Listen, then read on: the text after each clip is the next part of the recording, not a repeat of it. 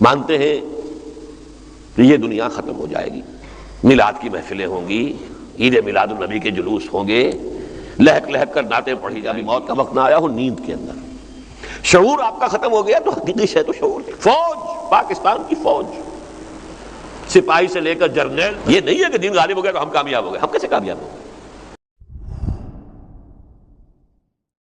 کافی چیزوں کو ایک ہی خطاب میں مجھے جمع کرنا پڑے گا، اور یہ چیز ہے کہ جس کو میں کہہ رہا ہوں کہ اس وقت وہ دقت طلب ہے، لیکن میں جہاں سے آغاز کر رہا ہوں وہ ایک لفظ ہے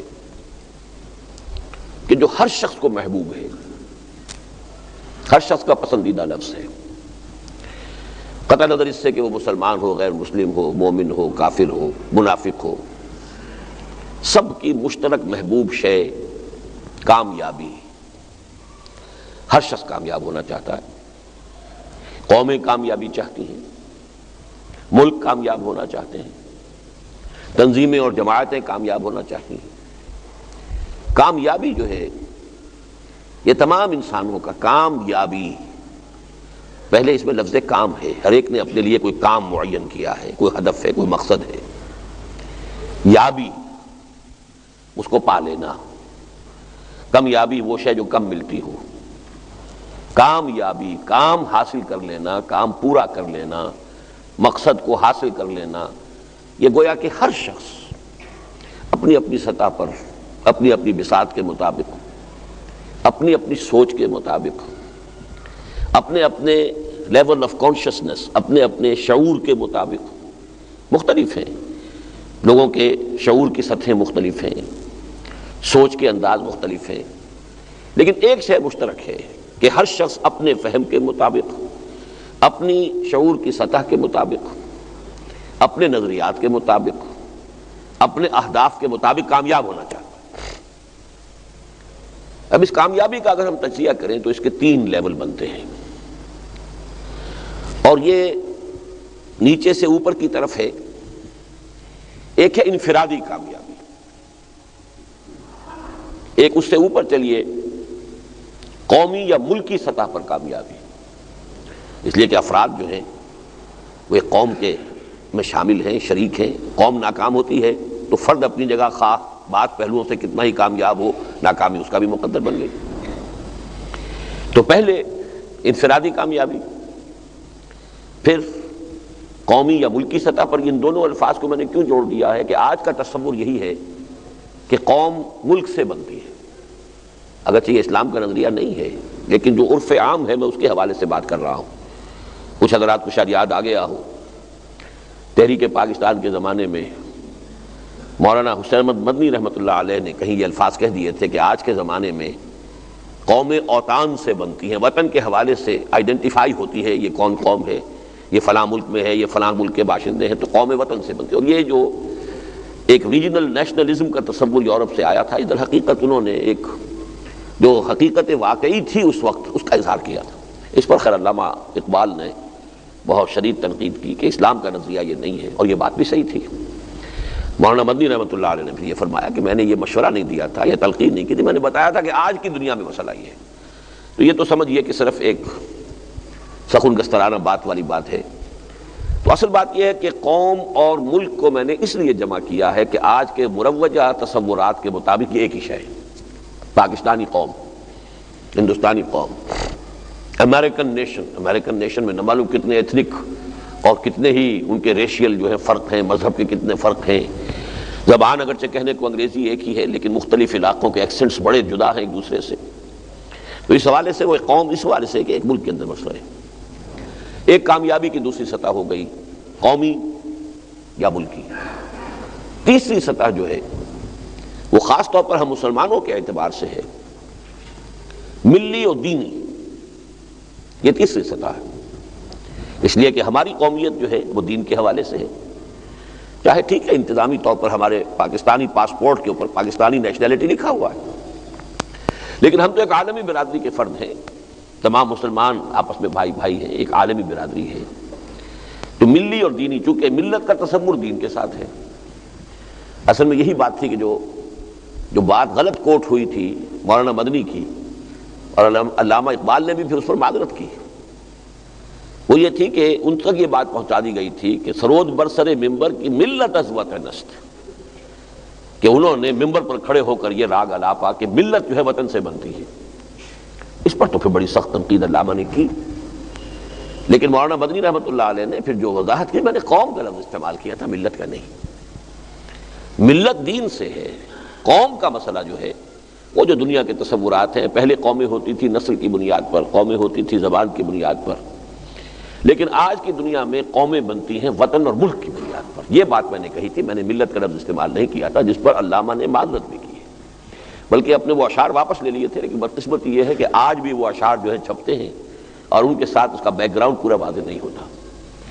بہرحال یہ بات پھر میں عرض کر دوں کہ آ گئی ہے بات، تو میں نے اس کی وضاحت کر دی۔ اصل کیا ہے کہ کامیابی ہر انسان کا مطلوب ہے، مقصود ہے، پسندیدہ شے ہے، محبوب شے ہے۔ اس کے 3 لیولز ہیں: انفرادی سطح پر کامیابی، ملکی اور قومی سطح پر کامیابی، ملی اور دینی سطح پر کامیابی۔ اب ان میں جو ریشو پروپورشن ہے وہ ایک تصور تو یہ ہے کہ سب سے اہم تو دینی اور ملی کامیابی ہے، اس سے کمتر درجے میں قوم کی کامیابی ہے، اور سب سے حقیر ایک فرد کی کامیابی ہے۔ فرد تو بیچارہ ایک فرد ہی ہے نا، فرد قائم ربط ملت سے ہے، تنہا کچھ نہیں، فرد کی تو کوئی حیثیت ہی نہیں، ایک دریا میں قطرہ ہے۔ تو تصور یہ ہے کہ اصل کامیابی وہ ہے، اس کے بعد قومی ہے، ملکی ہے، اور سب سے نیچے یہ فرد کی کامیابی ہے۔ لیکن میں آج اس اعتبار سے بات کرنا چاہتا ہوں، جس کے لیے میں نے کچھ آیات آپ کو سنائی ہیں، وہ یہ ہے کہ حقیقت اس کے بالکل برعکس ہے۔ اصل کامیابی فرد کی کامیابی، اس کے بعد ہے ثانوی درجے میں قوم اور ملک کی کامیابی، اور پھر تیسرے درجے میں ہے دین اور ملت کی کامیابی۔ بظاہر یہ بات آپ کو اچھی نہیں لگی ہوگی، لیکن اس کا سبب کیا ہے؟ اس کا سبب ہے ایمان بالآخرہ۔ ایک مسلمان کے نزدیک، چاہے یہ اس کے شعور میں پورے طور پر بات پیوست نہ ہو چکی ہو، چاہے اس کے شعور کی سطح پر بھی یہ مستحضر نہ رہتی ہو، میں نے یہ 2 الفاظ استعمال کیے، شعور کے رگ و پے میں پیوست ہو جانا اور شعور کی جو سطح ہے اوپر کی، اس پر اس کا مستحضر رہنا، چاہے دونوں اعتبارات سے ہمارے ہاں ایمان بالآخرہ اس درجے میں موجود نہیں ہے۔ عقیدے میں تو ہے نا، مانتے تو ہیں، مانتے ہیں کہ یہ دنیا ختم ہو جائے گی، اس سے تو کوئی انکار ہی نہیں ہے کہ ہر انسان کو مرنا ہے، موت آئے گی، آج نہیں تو کل، اور کیا پتہ آج ہی آ جائے۔ کتنی اچھی صحت ہو، کوئی ایکسیڈنٹ ہوا اور ختم ہو گئے، گھر سے دفتر کے لیے نکلے تھے، شام کو گھر والے منتظر ہیں کہ آئیں گے، اب نہیں آئے، ڈھونڈا تو معلوم ہوا کہیں لاش کسی ہسپتال کے سرد خانے میں پڑی۔ یہ ہوتے ہیں حوادث شب و روز۔ موت انفرادی اور موت اس کائنات کی، وہ ہے قیامت، وہ آ کر رہنی ہے، ہمارا عقیدہ ہے۔ اور پھر بعث بعد الموت ہے، دوبارہ اٹھایا جانا ہے، پھر حشر ہے، جمع ہونا ہے، پھر حساب کتاب ہے، محاسبہ ہے، وزن اعمال ہے، پھر فیصلے ہیں جنت یا دوزخ کی۔ جیسا کہ حضور کا بالکل ابتدائی خطبہ، سیرت میں تو یہ واقعہ آپ نے پڑھا ہوگا کہ 2 مرتبہ حضور نے اپنے خاندان کے لوگوں کو جمع کیا، بنو ہاشم کو، اس لیے کہ قرآن مجید میں آیت آ گئی وَأَنذِرْ عَشِيرَتَكَ الْأَقْرَبِينَ، اے نبی اپنے قریبی رشتہ داروں کو خبردار کیجئے۔ تو آپ نے بنو ہاشم کو جمع کیا، حضرت علی کو حکم دیا کھانے کا بندوبست کرو، کھانا کھا لیا لوگوں نے۔ اب آپ کھڑے ہوئے کچھ کہنے کے لیے، تو لوگوں نے سمجھ لیا کہ اب اپنی نبوت اور رسالت کا راگ الاپیں گے، ہوٹنگ کی، شور مچایا، چلے گئے، بات سنی، کچھ وقفہ دے کر دوبارہ بلایا۔ اب پھر جب کھانا کھا لیا، اب حضور پھر کھڑے ہوئے، تو کچھ شرم آ گئی ہوگی کہ 2 مرتبہ کھانا کھا لیا ہے، آخر ان کی بات سن تو لیں۔ تب آپ نے خطبہ ارشاد فرمایا، بڑا مختصر 3 جملے ہیں، ان الرائد لا یکذب اہلہ۔ دیکھو کسی قافلے کا راہبر اپنے قافلے والوں کو دھوکہ نہیں دیا کرتا۔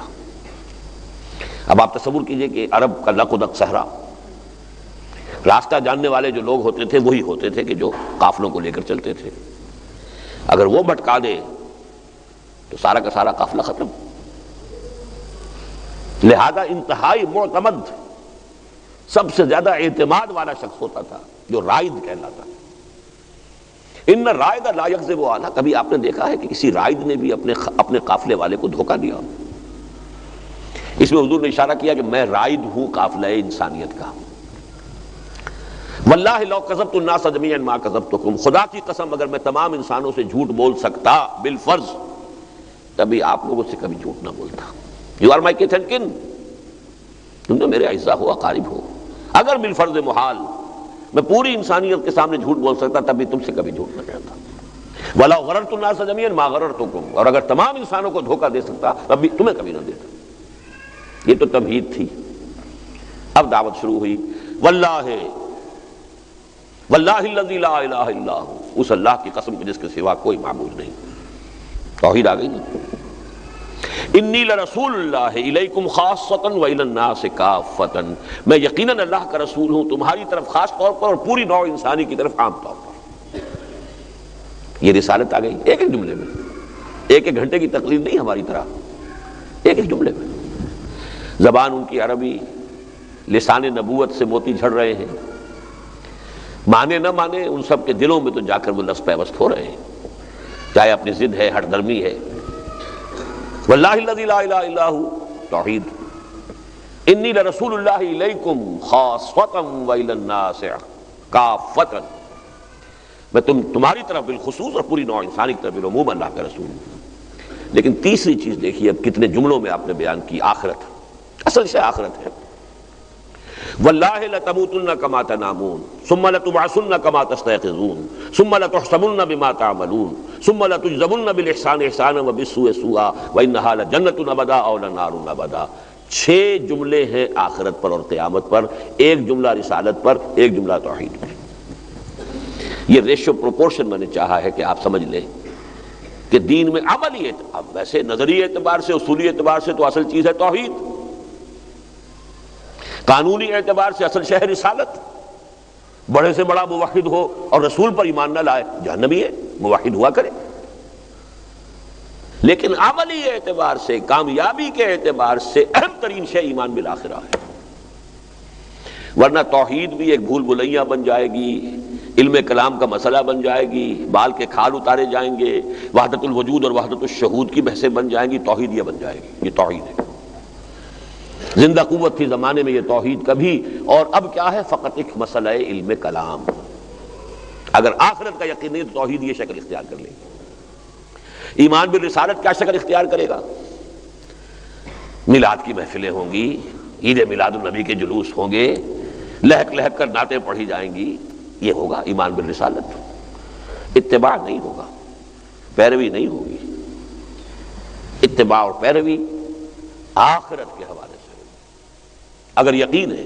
واللہ لتموتن کما تنامون، خدا کی قسم تم سب مرو گے جیسے کہ روزانہ رات کو سو جاتے ہو۔ اس کی ذرا تشبیہ پر غور کیجیے۔ یہ نیند جو ہے موت کی بہن ہے، قرآن مجید میں اس کے لیے لفظ آیا ہے، اللہ یتوفی الانفس حین موتها والذی لم تمت فی منامها، اللہ جانوں کو قبض کر لیتا ہے موت کے وقت، اور جن کے ابھی موت کا وقت نہ آیا ہو نیند کے اندر۔ شعور آپ کا ختم ہو گیا تو حقیقی شے تو شعور ہے، تو یہ موت کی بہن ہے، اس سے تشبیہ دی ہے۔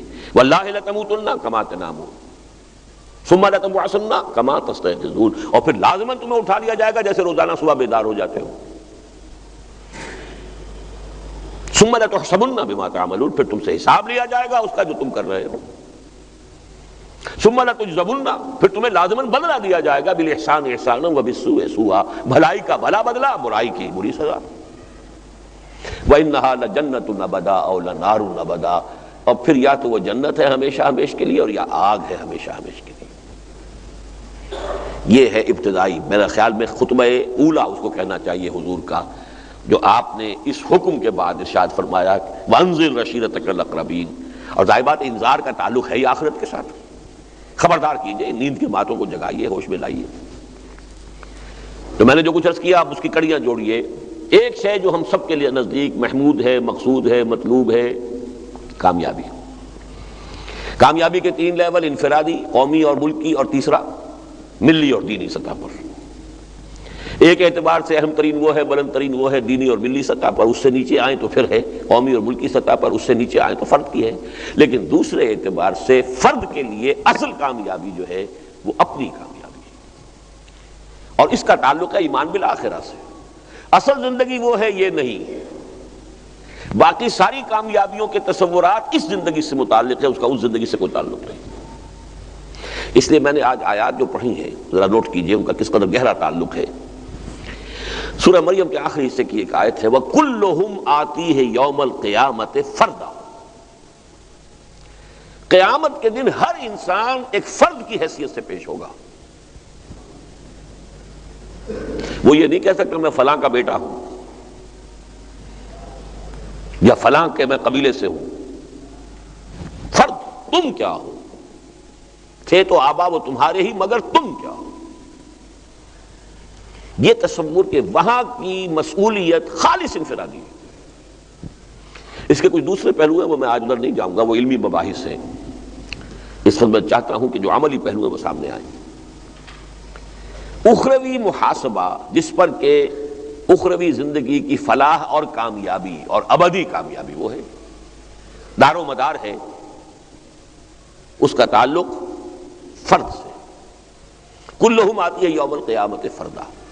اس کا جو نتیجہ نکلتا ہے وہ ذرا عریاں الفاظ میں جو چبھیں گے، آپ کو چبھیں گے، لیکن قرآن مجید نے حقیقت کو عریاں بھی کر دیا ہے.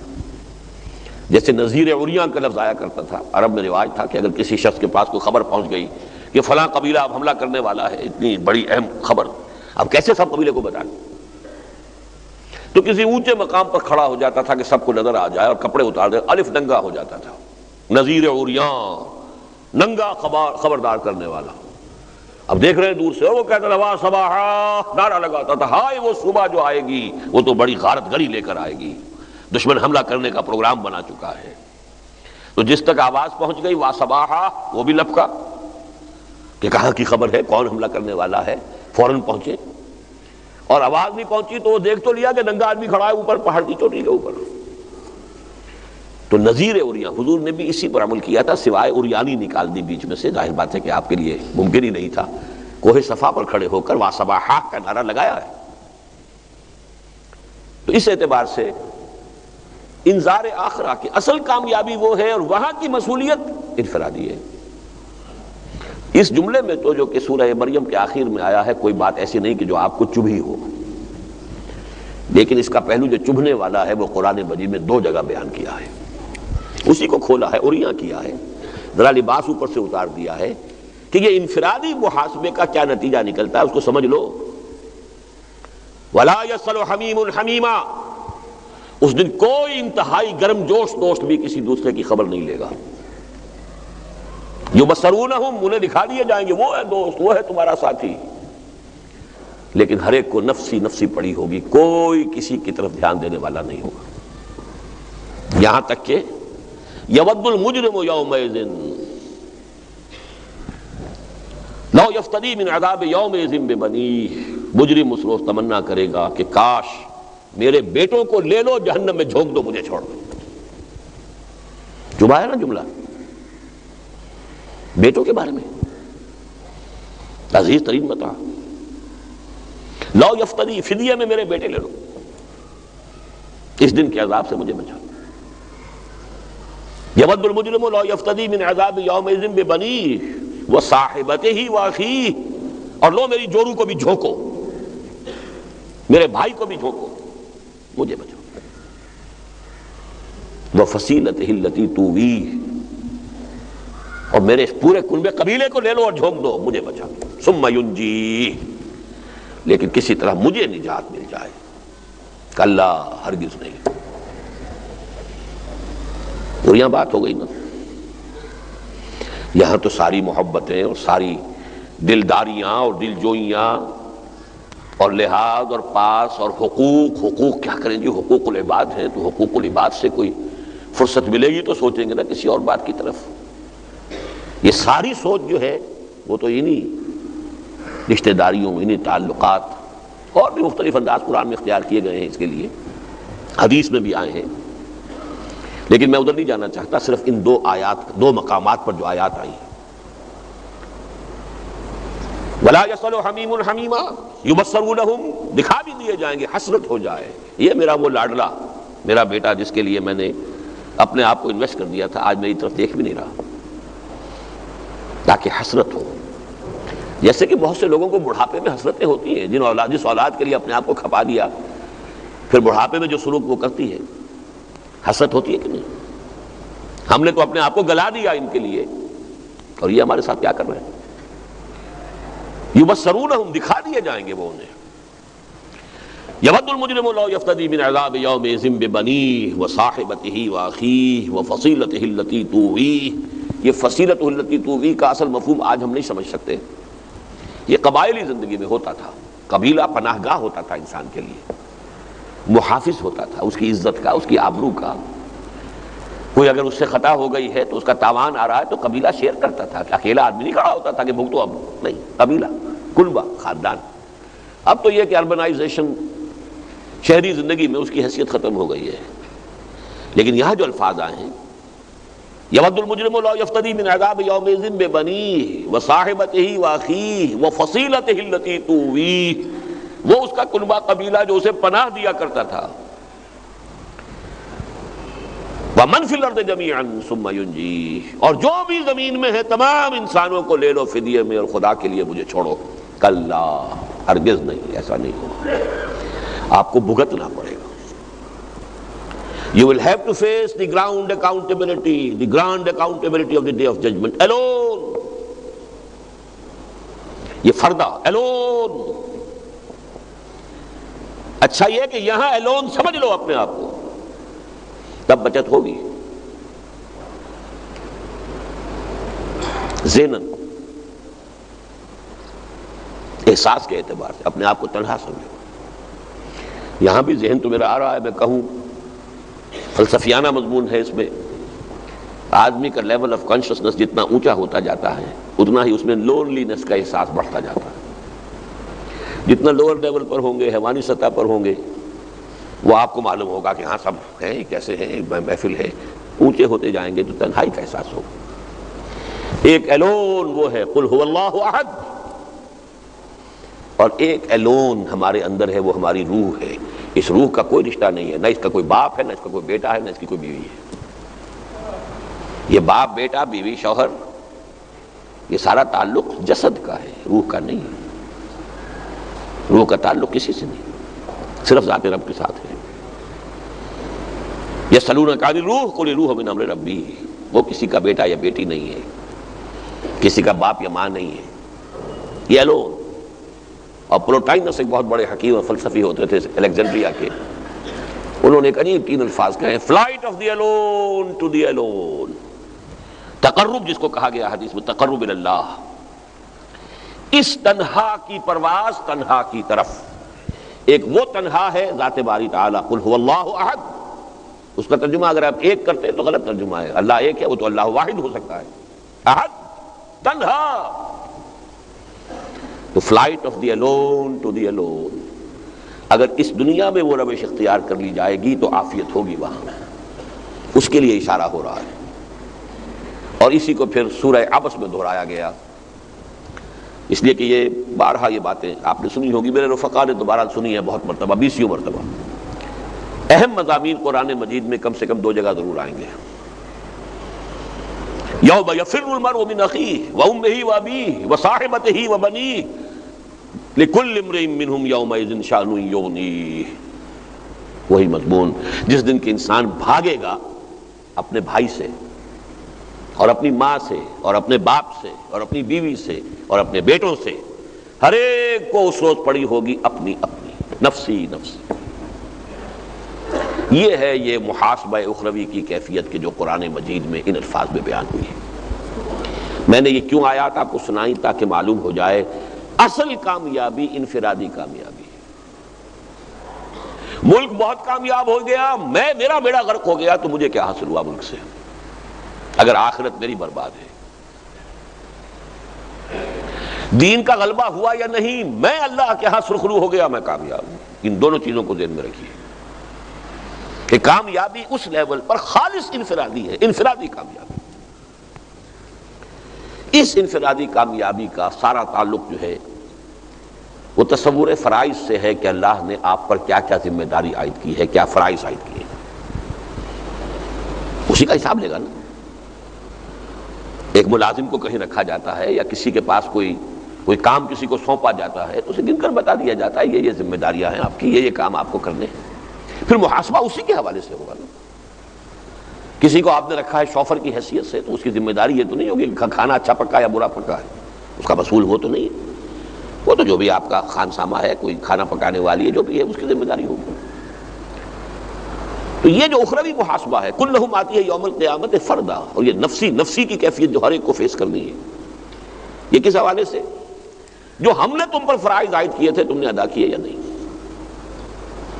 اب دیکھیے یہاں ان فرائض کے ضمن میں بھی میں نے اس سے پہلے بہت مرتبہ تقریریں کی ہیں، ہمارا تصور فرائض محدود ہو گیا ہے۔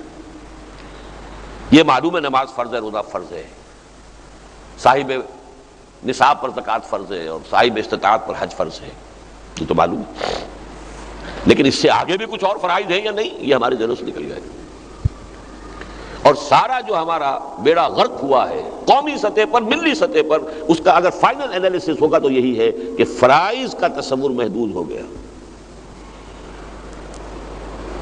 ابھی جو آیت پڑھ رہے تھے سورہ کہف کے آخری حصے سے، وَهُمْ يَحْسَبُونَ أَنَّهُمْ يُحْسِنُونَ صُنْعًا، وہاں تو کسی اور کانٹیکس میں آئی ہے۔ آدمی دنیا میں لگا ہوا ہے، کاروبار خوب چمک گیا، جائیداد بہت بنا لی، بچوں کی تعلیم اعلیٰ سطح تک پہنچا دیا، یحسنون صنعا، بہت کامیاب آدمی، لیکن آخرت سامنے تھی ہی نہیں۔ لہذا قرآن کہتا ہے اخسرین اعمالا، یہ اپنے عمل کے اعتبار سے سب سے زیادہ گھاٹے میں رہنے والے۔ قل هل ننبئكم بالاخسرین اعمالا الذین ضل سعیهم فی الحیاۃ الدنیا وهم يحسبون انهم يحسنون صنعا۔ میں یہاں کسی اور کانٹیکسٹ میں کہہ رہا ہوں۔ ایک شخص کہتا ہے میں 5 وقت نماز پڑھتا ہوں، بلکہ تہجد بھی پڑھتا ہوں، اشراق بھی پڑھتا ہوں، عوامی کے نفل بھی پڑھتا ہوں، روزے پورے رکھتا ہوں، 13ویں 14ویں 15ویں کے روزے بھی رکھتا ہوں، یا پیر اور جمعرات کے روزے بھی رکھتا ہوں، زکوٰۃ میں دیتا ہوں، یا میرے پاس ہے ہی نہیں کہ زکوٰۃ میں دوں۔ یہ ساری چیزیں میں کر رہا ہوں تو مطمئن ہے، مگن ہے۔ شراب میں نہیں پیتا، سود کا کوئی کاروبار میں نہیں کر رہا، چاہے روکھی آ رہی ہے سوکھی آ رہی ہے، یہ میں اس کی بات کر رہا ہوں، ابھی ان کی بات نہیں کر رہا کہ جو حلوے مانڈے کے لیے سودی کاروبار بھی کر رہے ہیں، یا اور بھی اپنی اولاد کے لیے آسائشیں اور ان کی فرمائشیں پوری کرنے کے لیے وہ غبن بھی کر رہے ہیں، خیانتیں بھی کر رہے ہیں، دھوکے بھی دے رہے ہیں، رشوتیں بھی لے، ان کو میں نہیں اس وقت ٹچ کر رہا، ان کو تو چھوڑ دیجیے۔ ایک شخص ہے جو 16 آنے نماز پوری، بلکہ صرف 5 نہیں 3 اور روزے پورے رمضان کے، بلکہ یہ کہ 3 روزے ہر مہینے میں اور 2 ہر ہفتے میں بھی رکھ رہا ہے، زکوٰۃ بھی پوری دے رہا ہے، یا زکوٰۃ کا اس کے اوپر ہے ہی نہیں، واجب ہی نہیں، حج اگر ہے تو کر رہا ہے اور نہیں ہے تو ٹھیک ہے، اس پر واجب نہیں، شراب وہ نہیں پیتا، سود سے وہ بالکل بچا ہوا، سوائے اس غبار کے جو جا رہا ہے وہ تو ہر شخص کے جو ہے انہیلنگ کے ساتھ جا ہی رہا ہے، لیکن وہ ڈائریکٹ کہیں ملوث نہیں، اس نے مکان نہیں بنایا سود پر قرضہ لے کر، اس نے کوئی کاروبار نہیں جمایا سود پر قرضہ لے کر، نہ وہ کسی کو قرضہ دے کر سود لے رہا ہے، پیورلی 100% شریعت کے تمام معیارات پر مکمل۔ میرے الفاظ پر غور کیجیے، فقہی تصورات، شریعت کے تصورات، اس پر 100% آدمی پورا اتر رہا ہے، تو مگن ہوگا کہ نہیں، مطمئن ہوگا کہ نہیں؟ لیکن اگر اس کے سامنے یہ بات نہیں ہے کہ دین کی مغلوبیت کی کیفیت میں غلبہ دین کی جد و جہد کرنا بھی فرض عین ہے، تو اللہ کے ہاں ناکام شمار ہوگا۔ یہ چیز ذہنوں سے نکل گئی۔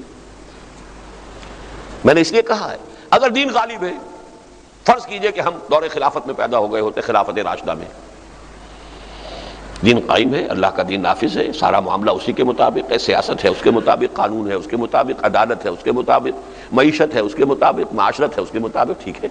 اب آپ وہ سارے کام اگر کر رہے ہوں تو پوری ہو گئی بات۔ زیادہ سے زیادہ یہ تھا کہ جو جہاد ہو رہا ہے، اگر ایک محاذ سے یہ آ گئی خبر کہ یہاں ابھی 10,000 آدمی اور چاہیے شام کے محاذ پر، حضرت خالد بن ولید کی طرف سے یا حضرت ابو عبیدہ بن الجراح کی طرف سے ڈیمانڈ آ گئی، اور یہاں حضرت عمر نے اعلان کیا اور 10,000 آدمی نکل آئے، باقی سب جو ہے نچنت ہو کر سوئے اپنے گھروں کے اندر، ان کے اوپر فرض نہیں ہے، 10,000 چاہیے تھے نکل گئے، فرض کفایہ ہے۔ اب وہ لوگ یہاں پر بیٹھے نوافل میں اپنے جی لگائیں، علمی کام کریں اور کوئی کام کریں، اچھا کاروبار کریں، کاروبار سے اچھی آمدنی ہو رہی ہو، حلال سے ہو رہی ہو، اچھا کھائیں اچھا پیئیں، کس نے حرام کیا ہے؟ قل من حرم زینۃ اللہ التی اخرج لعبادہ والطیبات من الرزق، وہ رہبانیت اسلام میں تو ہے ہی نہیں کہ اچھا کھانا برا ہے یا اچھا پہننا برا ہے، ہرگز نہیں، اسلام میں رہبانیت نہیں ہے، حلال ذریعے سے کماؤ، لیکن کب؟ جبکہ دین غالب ہے، اور اگر دین مغلوب ہے تو اب فرض جو ہے، فرض اولین اس کو غالب کرنے کی جد و جہد کرنا ہے۔ اس جد و جہد میں وقت لگے گا تو اچھا کیسے کھائیں گے، اچھا کیسے پہنیں گے؟ وہ تو وقت لگتا ہے، تو اچھا کمائیں گے، اچھا کھائیں گے، اچھا پہنیں گے۔ یہاں وقت اب لگ رہا ہے دین کو غالب کرنے کی جد و جہد میں۔ کیا اچھا کھانا اور اچھا پہننا صحابہ کے لیے حرام تھا؟ معاذ اللہ، کیا حضور کے لیے حرام تھا؟ کیسے کھائیں اور کیسے پہنیں جبکہ دین مغلوب ہے؟ کاروبار کر سکتے تھے حضور بھی، کاروبار آپ نے کیا ہے، وہی کی آمد سے پہلے بہترین سطح پر جو کام، بلند ترین سطح پر کاروبار تھا، وہ کر رہے تھے کہ نہیں کر رہے تھے؟ ایکسپورٹ امپورٹ ہی تھا نا، قافلے لے کر جا رہے ہیں، لے کر آ رہے ہیں۔ لیکن جب وہ فرض منصبی آ گیا، یا ایھا المدثر قم فانذر وربک فکبر، اب معلوم ہوا کہ اب تو اصل توانائی، اصل قوت، اصل وقت یہ تو ادھر لگنا ہے۔ اس ایک نقطے پر دار و مدار ہے ساری بات کا۔ میں دوبارہ اس کو واضح الفاظ میں کہہ رہا ہوں، یہ میرے بارہ کب سے شروع کروں؟ قرآن مجید سے الحمدللہ شغف میرا میڈیکل کالج کے زمانے سے ہو گیا تھا، درس قرآن کی ایک خصوصی اللہ نے صلاحیت عطا کر دی تھی، وہاں سے گنوں گا تو ہو جائیں گے 50 سال کم سے کم۔ لیکن یہ کہ بہرحال تقریباً جب سے میں نے اپنا مشن شروع کیا ہے سن 65 سے لے کر اب 32 سال تو ہو گئے نا، قرآن پڑھنا، قرآن سیکھنا، قرآن سکھانا، قرآن کو بیان کرنا، علمہ البیان، الرحمن علم القرآن خلق الانسان علمہ البیان، قرآن کو بیان کرو۔ لیکن میں آج آپ کو بتا رہا ہوں کہ میرے اس پورے 32 سال کے مطالعے کا، غور و فکر کا جو نچوڑ ہے وہ ایک جملہ ہے کہ دین کی مغلوبیت کی کیفیت میں اولین فرض بالکل ایسے ہی فرض جیسے نماز فرض ہے، اقامت دین کی جد و جہد ہے، یہ نہیں تو کچھ بھی نہیں۔ اب میں نے 2 باتیں کہی ہیں، اولین فرض اور جیسے نماز فرض، ان دونوں کی میں چاہتا ہوں وضاحت کر لوں۔ دوسری بات جو میں نے کہی ہے وہ اس حوالے سے، آپ کو معلوم ہے کہ روزہ بھی فرض، نماز بھی فرض۔ ایک شخص نمازیں پوری پڑھتا ہے، روزے نہیں رکھتا، آپ کیا کہیں گے؟ اس کی نمازیں بھی ضائع ہو گئی۔ یہ چوائس بٹوین فرائض تو آپ کو حاصل نہیں ہے کہ یہ فرض میں کروں گا، یہ فرض میں نہیں کروں گا۔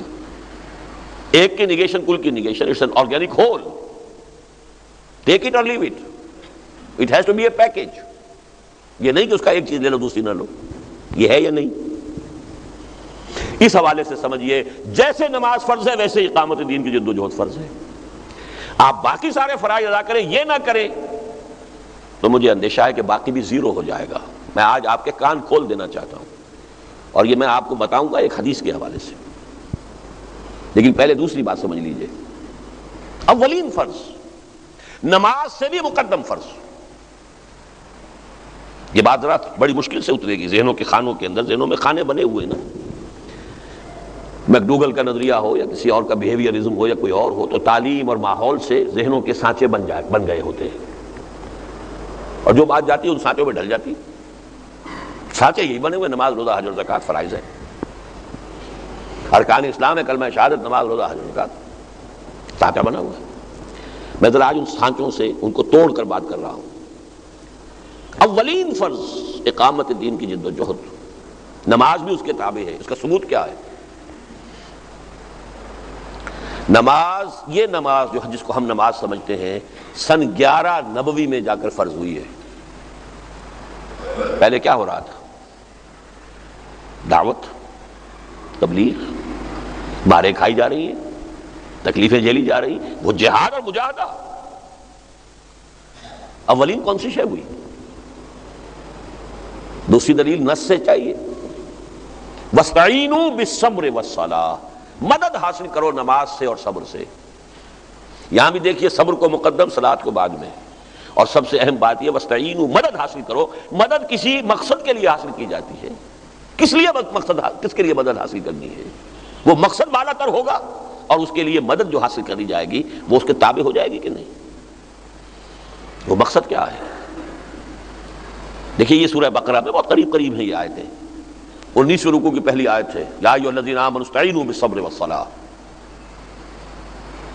اور 7ویں رکوع میں فرمایا وَكَذَلِكَ جَعَلْنَاكُمْ أُمَّةً وَسَطًا لِتَكُونُوا شُهَدَاءَ عَلَى النَّاسِ وَيَكُونَ الرَّسُولُ عَلَيْكُمْ شَهِيدًا.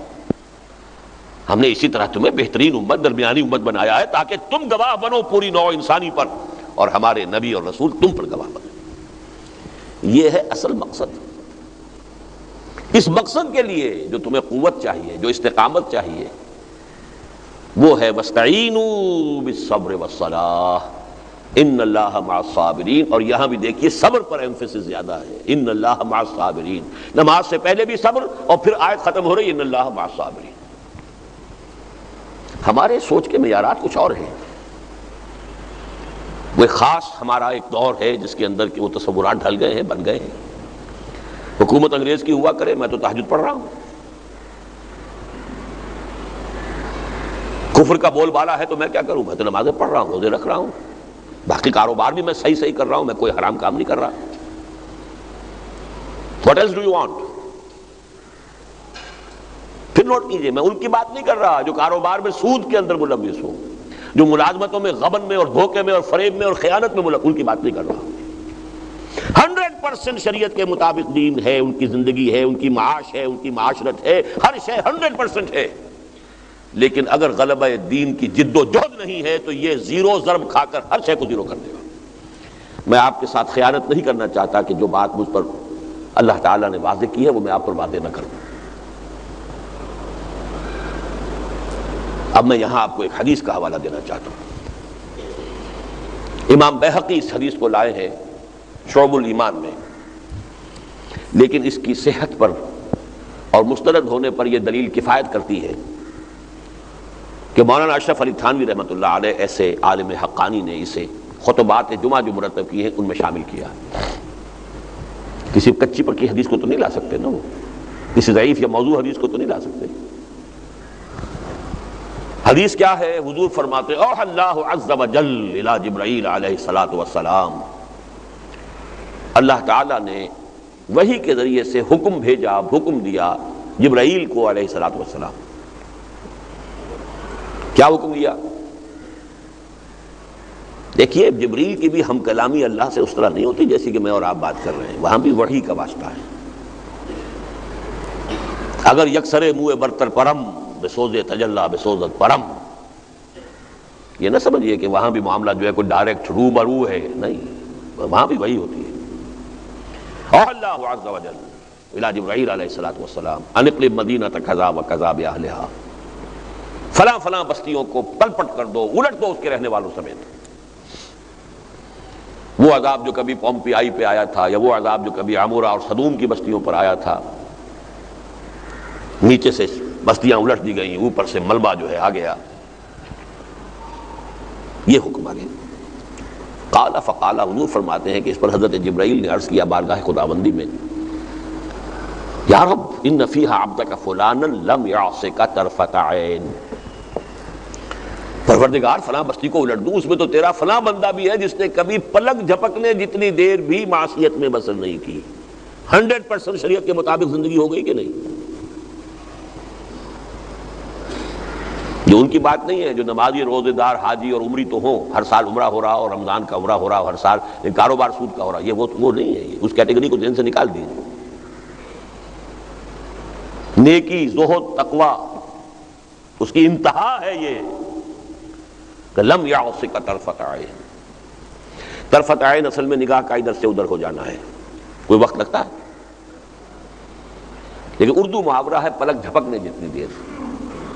عربی کا لفظی ترجمہ وہ ہوگا، لیکن محاورتاً ترجمہ ہوگا پلک جھپکنے جتنی دیر بھی تیرے اس بندے نے کبھی معصیت میں، گناہ میں بسر نہیں کی. کیا اس کے اوپر بھی بستی کو الٹ دوں؟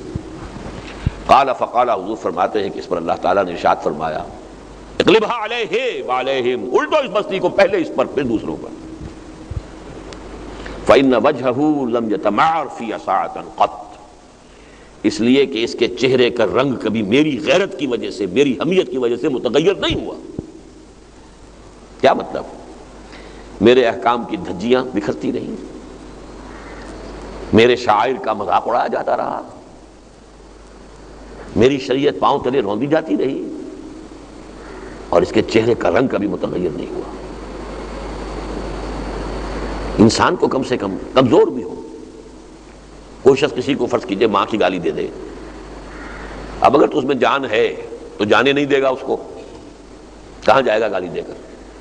اگر جان نہیں ہے، فرض کیجئے نہیں ہے طاقت، کمزور ہے، تب بھی یہ کہ چہرہ سرخ ہو جائے گا، اس کے جذبات کے اندر ایک طوفان آئے گا، اس کے اندر غیرت اور حمیت جوش مارے گی، پھر حسرت ہوگی کہ میں اس کا بدلہ نہیں لے سکتا، میں اس کی زبان بدی سے کھینچ نہیں سکتا، قہر درویش مر جانے درویش، لیکن یہ تو ہوگا نا کم سے کم۔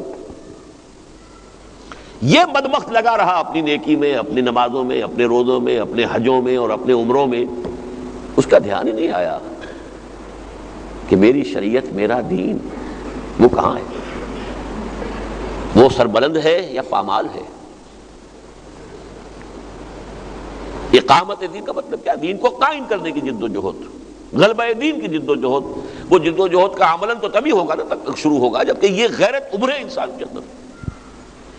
پھر اس غیرت کے 3 مرحلے دیے گئے، دل میں یہ احساس ہو جائے، جذبات میں یہ غیرت ہو، حمیت ہو، یہ کم سے کم درجہ ہے، ابتدائی سٹیج ہے۔ اگلا درجہ پھر زبان انسان کھولے، غلط کو غلط کہے، تنقید کرے، نہی عن المنکر کرے، امر بالمعروف کرے، دعوت الی الخیر کرے، اور اس سے آگے یہ ہے کہ طاقت کے ساتھ منکرات کا استحصال کرے، جد و جہد کرے کہ پورا دین اپنی کلی شکل میں قائم ہو، نافذ ہو۔ یہ ہے وہ فرض عین کہ مغلوبیت دین کی کیفیت میں یوں بھی کہہ سکتے ہیں کہ اولین فرض یہ ہے، اور کم سے کم یہ سمجھیے، اگر یہ بھی نہیں سمجھیں گے تو میری بات بالکل سمجھ میں نہیں آئی، کہ کم سے کم یہ کہیں سمجھیے کہ اسی طرح فرض عین ہے جیسے نماز فرض عین۔ اولین کی بات تو سمجھ لیجئے کہ چلیے اس کا ایک فلسفہ ہے، اس کو سمجھنا ہوگا کہ وَاسْتَعِینُوا بِالصَّبْرِ وَالصَّلَاةِ آیا ہے تو کس چیز پر استعانت ہے؟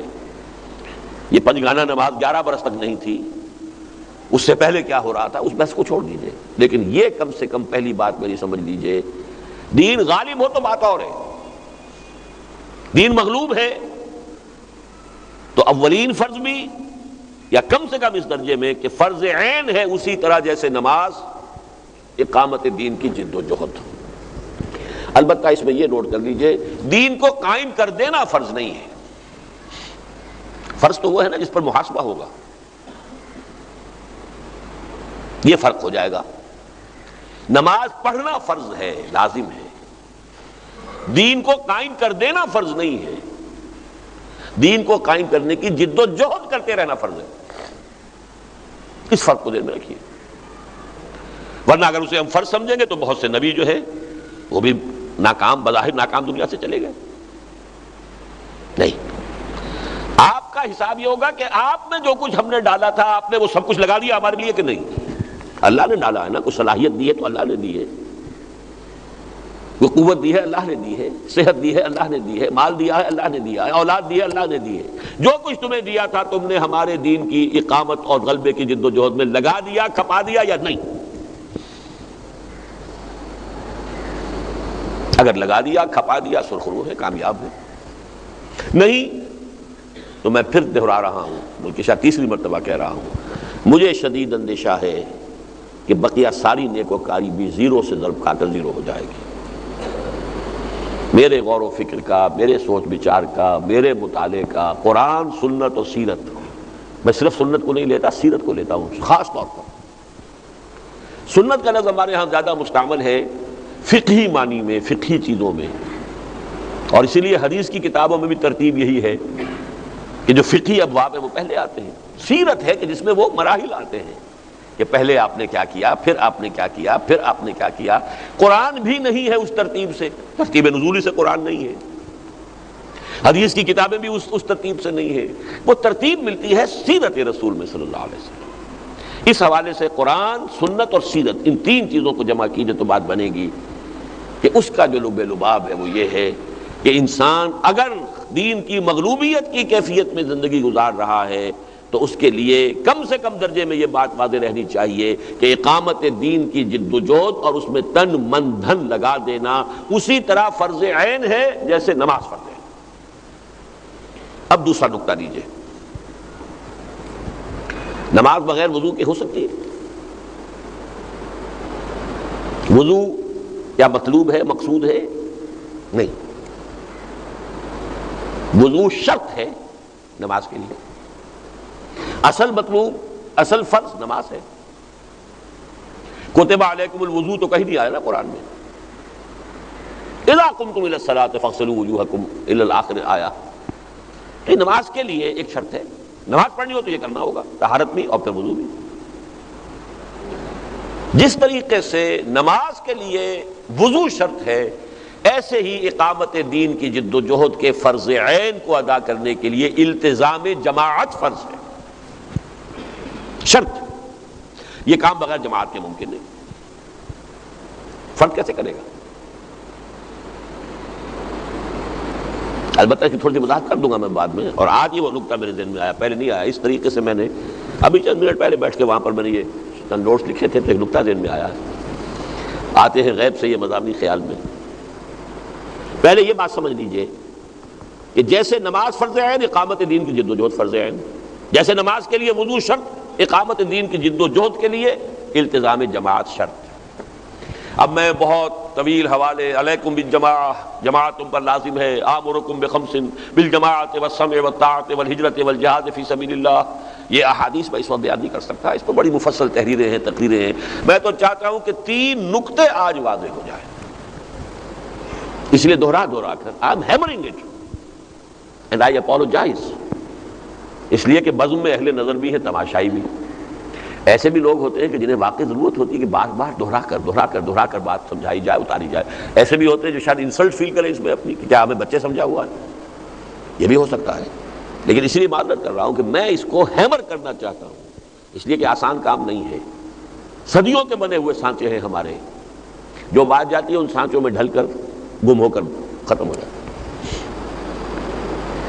جماعت شرط ہے، اثر ہے حضرت عمر کا، لا اسلام الا بالجماعہ ولا جماعہ الا بالامارہ ولا امارہ الا بالسماع ولا سماع الا بالطاعہ۔ یہ ہماری کتابوں میں، میری تقریروں میں، کیسٹس میں، یہ ساری چیزیں جو بڑی تفصیل سے آئی ہوئی ہیں۔ آج تو میں چاہتا ہوں کہ گنتی کر لیں انگلی پر 3 چیزیں۔ دوسری چیز اس وقت میں بحث کر رہا ہوں، اس میں جو نقطے کی وضاحت کرنا چاہتا ہوں وہ کیا ہے۔ فرض کیجئے کہ کوئی جماعت انسان نہیں پاتا، کیا کرے؟ ایک فرد کی حیثیت سے کھڑا ہو جائے اور لوگوں کو بلائے جماعت بنانے کے لیے۔ فرض کی 10 سال لگے، کوئی دوسرا آدمی آپ کے ساتھ آتا ہی نہیں، آپ لگے ہوئے۔ یہ نہ ہو کہ یہ آپ کا کوئی سائیڈ ایشو ہے، وہ پیس ٹائم ہے، وقت گزاری کا مشغلہ ہے، یا یہ کوئی سائیڈ ایکٹیویٹی نہیں، آپ کی تمام توانائیاں لگی ہوئی ہوں اور 10 برس تک کوئی نہ آئے آپ کے ساتھ، ایک آدمی ہو سکتا ہے، تو آپ اکیلے رہیں گے نا۔ یہ کیفیت تیمم کے درجے میں ہے۔ وضو نہیں کر سکتے تو کیا کرتے ہیں؟ تیمم۔ اور تیمم کے لفظی معنی کیا ہے؟ وہ یہ نقطہ یہ ہے، تیمم کے لفظی معنی کیا ہے؟ قصد کرنا۔ فتیمموا صعیدا طیبا، تیمم اما سے بنا ہے، حمزہ میم میم، اما یا امو، امام بھی اسی سے بنا ہے جس کا قصد کرتے ہیں لوگ، اس کی پیروی کرتے ہیں۔ راستے کو شارع کو بھی کہتے ہیں امام مبین، کیونکہ آدمی چل رہا ہے، فالو کر رہا ہے اسے، اس کے پیچھے پیچھے چل رہا ہے۔ آمین البیت الحرام، وہ حاجی جو جا رہے ہیں بیت حرام کی طرف، آمین البیت الحرام۔ تو اما یا امو قصد کرنا، تیمم ارادہ کرو، قصد کرو، خود کھڑے ہو جاؤ، اکیلے بھی جماعت کے حکم میں ہو گئے، بلاؤ لوگوں کو، کال دم، من انصاری اللہ، کون میرا مددگار ہے اللہ کی راہ میں۔ یہ بھی گویا کہ جماعت کے قائم مقام ہو جائے گا، جیسے کہ تیمم وضو کے قائم مقام۔ لیکن یہ کہ اس کی فکر نہیں، اس کی سوچ نہیں، تو پھر نہیں، پھر تو بغیر جماعت زندگی گزر رہی ہے۔ تو دوسرا نقطہ، پہلا یہ کہ دین کی مغلوبیت کی کیفیت میں اقامت دین کی جد و جہد، غلبہ دین کی جد و جہد، اس میں تن من دھن لگانا اسی طرح فرض عین ہے جیسے نماز۔ دوسرا نقطہ، اس کے لیے کسی جماعت میں شامل ہونا، اور جماعت نہ ہو تو جماعت بنانا اسی طرح شرط لازم ہے جیسے نماز کے لیے وضو یا تیمم۔ تیسرا نقطہ یہ کہ وہ جماعت کیسی ہونی چاہیے، اس میں پھر تین باتیں سامنے آئیں گی. یہ تین ہی کی آج تکرار ہو رہی ہے. پہلے میں نے تین لیول گنوائے تھے: انفرادی کامیابی، قومی اور ملکی کامیابی، ملی اور دینی کامیابی. اس کی نسبت ایک اعتبار سے کچھ اور ہے، دوسرے اعتبار سے کچھ اور ہے. آج ہم نیچے سے چل رہے ہیں. اہم ترین انفرادی کامیابی، اس لیے کہ اہم ترین مسئلہ آخرت کا ہے، اور آخرت میں حساب کتاب جو ہونا ہے کلہم آتی ہے یوم القیامت فردا. جس دن کی اور تو دور کی بات رہی، باپ سے، ماں سے، بیٹے سے، بیوی سے، بیوی شوہر سے، اپنے رشتہ داروں سے، اپنے بھائیوں سے، اپنے کل قبیلے والوں، سب سے انسان جو ہے وہ کہے گا کہ ان سب کو لے کر جہنم میں جھونک دو، مجھے چھوڑ دو. اس کے حوالے سے انفرادی ذمہ داری کے اعتبار سے فرائض میں نماز فرض، روزہ فرض، یہ فرض وہ فرض سب ہے. لیکن جو بات آج میں بتانا چاہتا ہوں وہ یہ کہ دین اگر مغلوب ہے، پامال ہے، قائم نہیں ہے، نافذ نہیں ہے، تو اس کیفیت میں اقامت دین کی جد و جہد کرنا، اس میں تن من دھن کھپانا، یہ فرض عین ہے، بالکل ایسے جیسے نماز. اور نمبر دو، اس کے لیے التزام جماعت. التزام کے معنی چمٹ جانا. ملتزم بھی لوگ کہہ دیتے ہیں، ملتزم ہے اصل میں وہ جہاں جا کر لوگ چمٹ کر پھر خانہ کعبہ کے اس سے میں پھر چمٹ کر دعائیں مانگتے ہیں. التزام کے معنی چمٹ جانا، لزوم، لازم آ جانا، چپک جانا، چمٹ جانا، لزوم. التزام اس سے باب افتعال ہے. اس میں تھوڑی سی وضاحت میں نے کر دی کہ یا جماعت مل گئی ہے کوئی فبہا، اس میں شامل ہو گئے، قافلہ جا رہا ہے آپ بھی شامل ہو گئے، اور اگر نہیں تو قافلہ بناؤ. چاہے پوری زندگی قافلہ بنانے کی جد و جہد میں لگ جائے لیکن تمہاری شرط پوری ہو جائے گی، جیسے تیمم، وضو کا قائم مقام. اب تیسری بات جو ہے جماعت کیسی ہو، اس کے لیے بھی میں تین باتیں آپ کو بتانا چاہتا ہوں. نمبر ایک یہ کہ وہ جماعت ڈکلیئرڈ ایم کے ساتھ قائم ہوئی ہو کہ اس کا مقصد دین کو قائم کرنا ہے. ورنہ جماعتیں تو بے شمار ہوتی ہیں. کوئی سیاسی جماعت ہے، کوئی سماجی ادارہ ہے، کوئی تدریسی تعلیمی تنظیم اور جماعت ہے، کوئی خدمت خلق کے لیے ہے، ایدھی ٹرسٹ ہے. آخر جماعت ہے، اس کا کتنا کچھ جو ہے پھیلاؤ ہے، کتنا کچھ نظم ہے، انتظام ہے. تعلیم گاہیں ہیں، ان کے بڑے چینز ہیں. سماجی، سیاسی، قومی، تدریسی، اصلاحی، ان ساری جماعتوں سے ہٹ کر کہہ رہا ہوں ڈکلیئرڈ ایم یہ ہو کہ ہم اس لیے یہ جماعت بنا رہے ہیں کہ ہم آخرت کی نجات اور اللہ کی رضا کے لیے اپنے آپ کو اس دنیا میں دین کو غالب کرنے کی جد و جہد کے لیے وقف کرنا ہے. This is the first prerequisite of that جماعت. ورنہ یہ کہ آدمی کسی انجمن میں، کسی جماعت میں، کسی میں شامل ہو جائے اور سمجھے کہ وہ میری شرط پوری ہو گئی تو وہ مغالطہ رفع ہونا چاہیے. ڈکلیئرڈ ایم یہ ہو، کھلم کھلا. یہ نہیں کہ صاحب ہے تو ہمارے دلوں میں تو یہی ہے، زبانوں ذہنوں میں تو یہی ہے، ابھی اس کے کہنے کا وقت نہیں.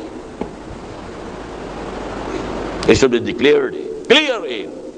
ہدف یہ ہو کہ اللہ کے دین کی جد و جہد، غلبے کی جد و جہد. نمبر دو یہ کہ اس جماعت کا طریقہ کار بالکل واضح ہونا چاہیے.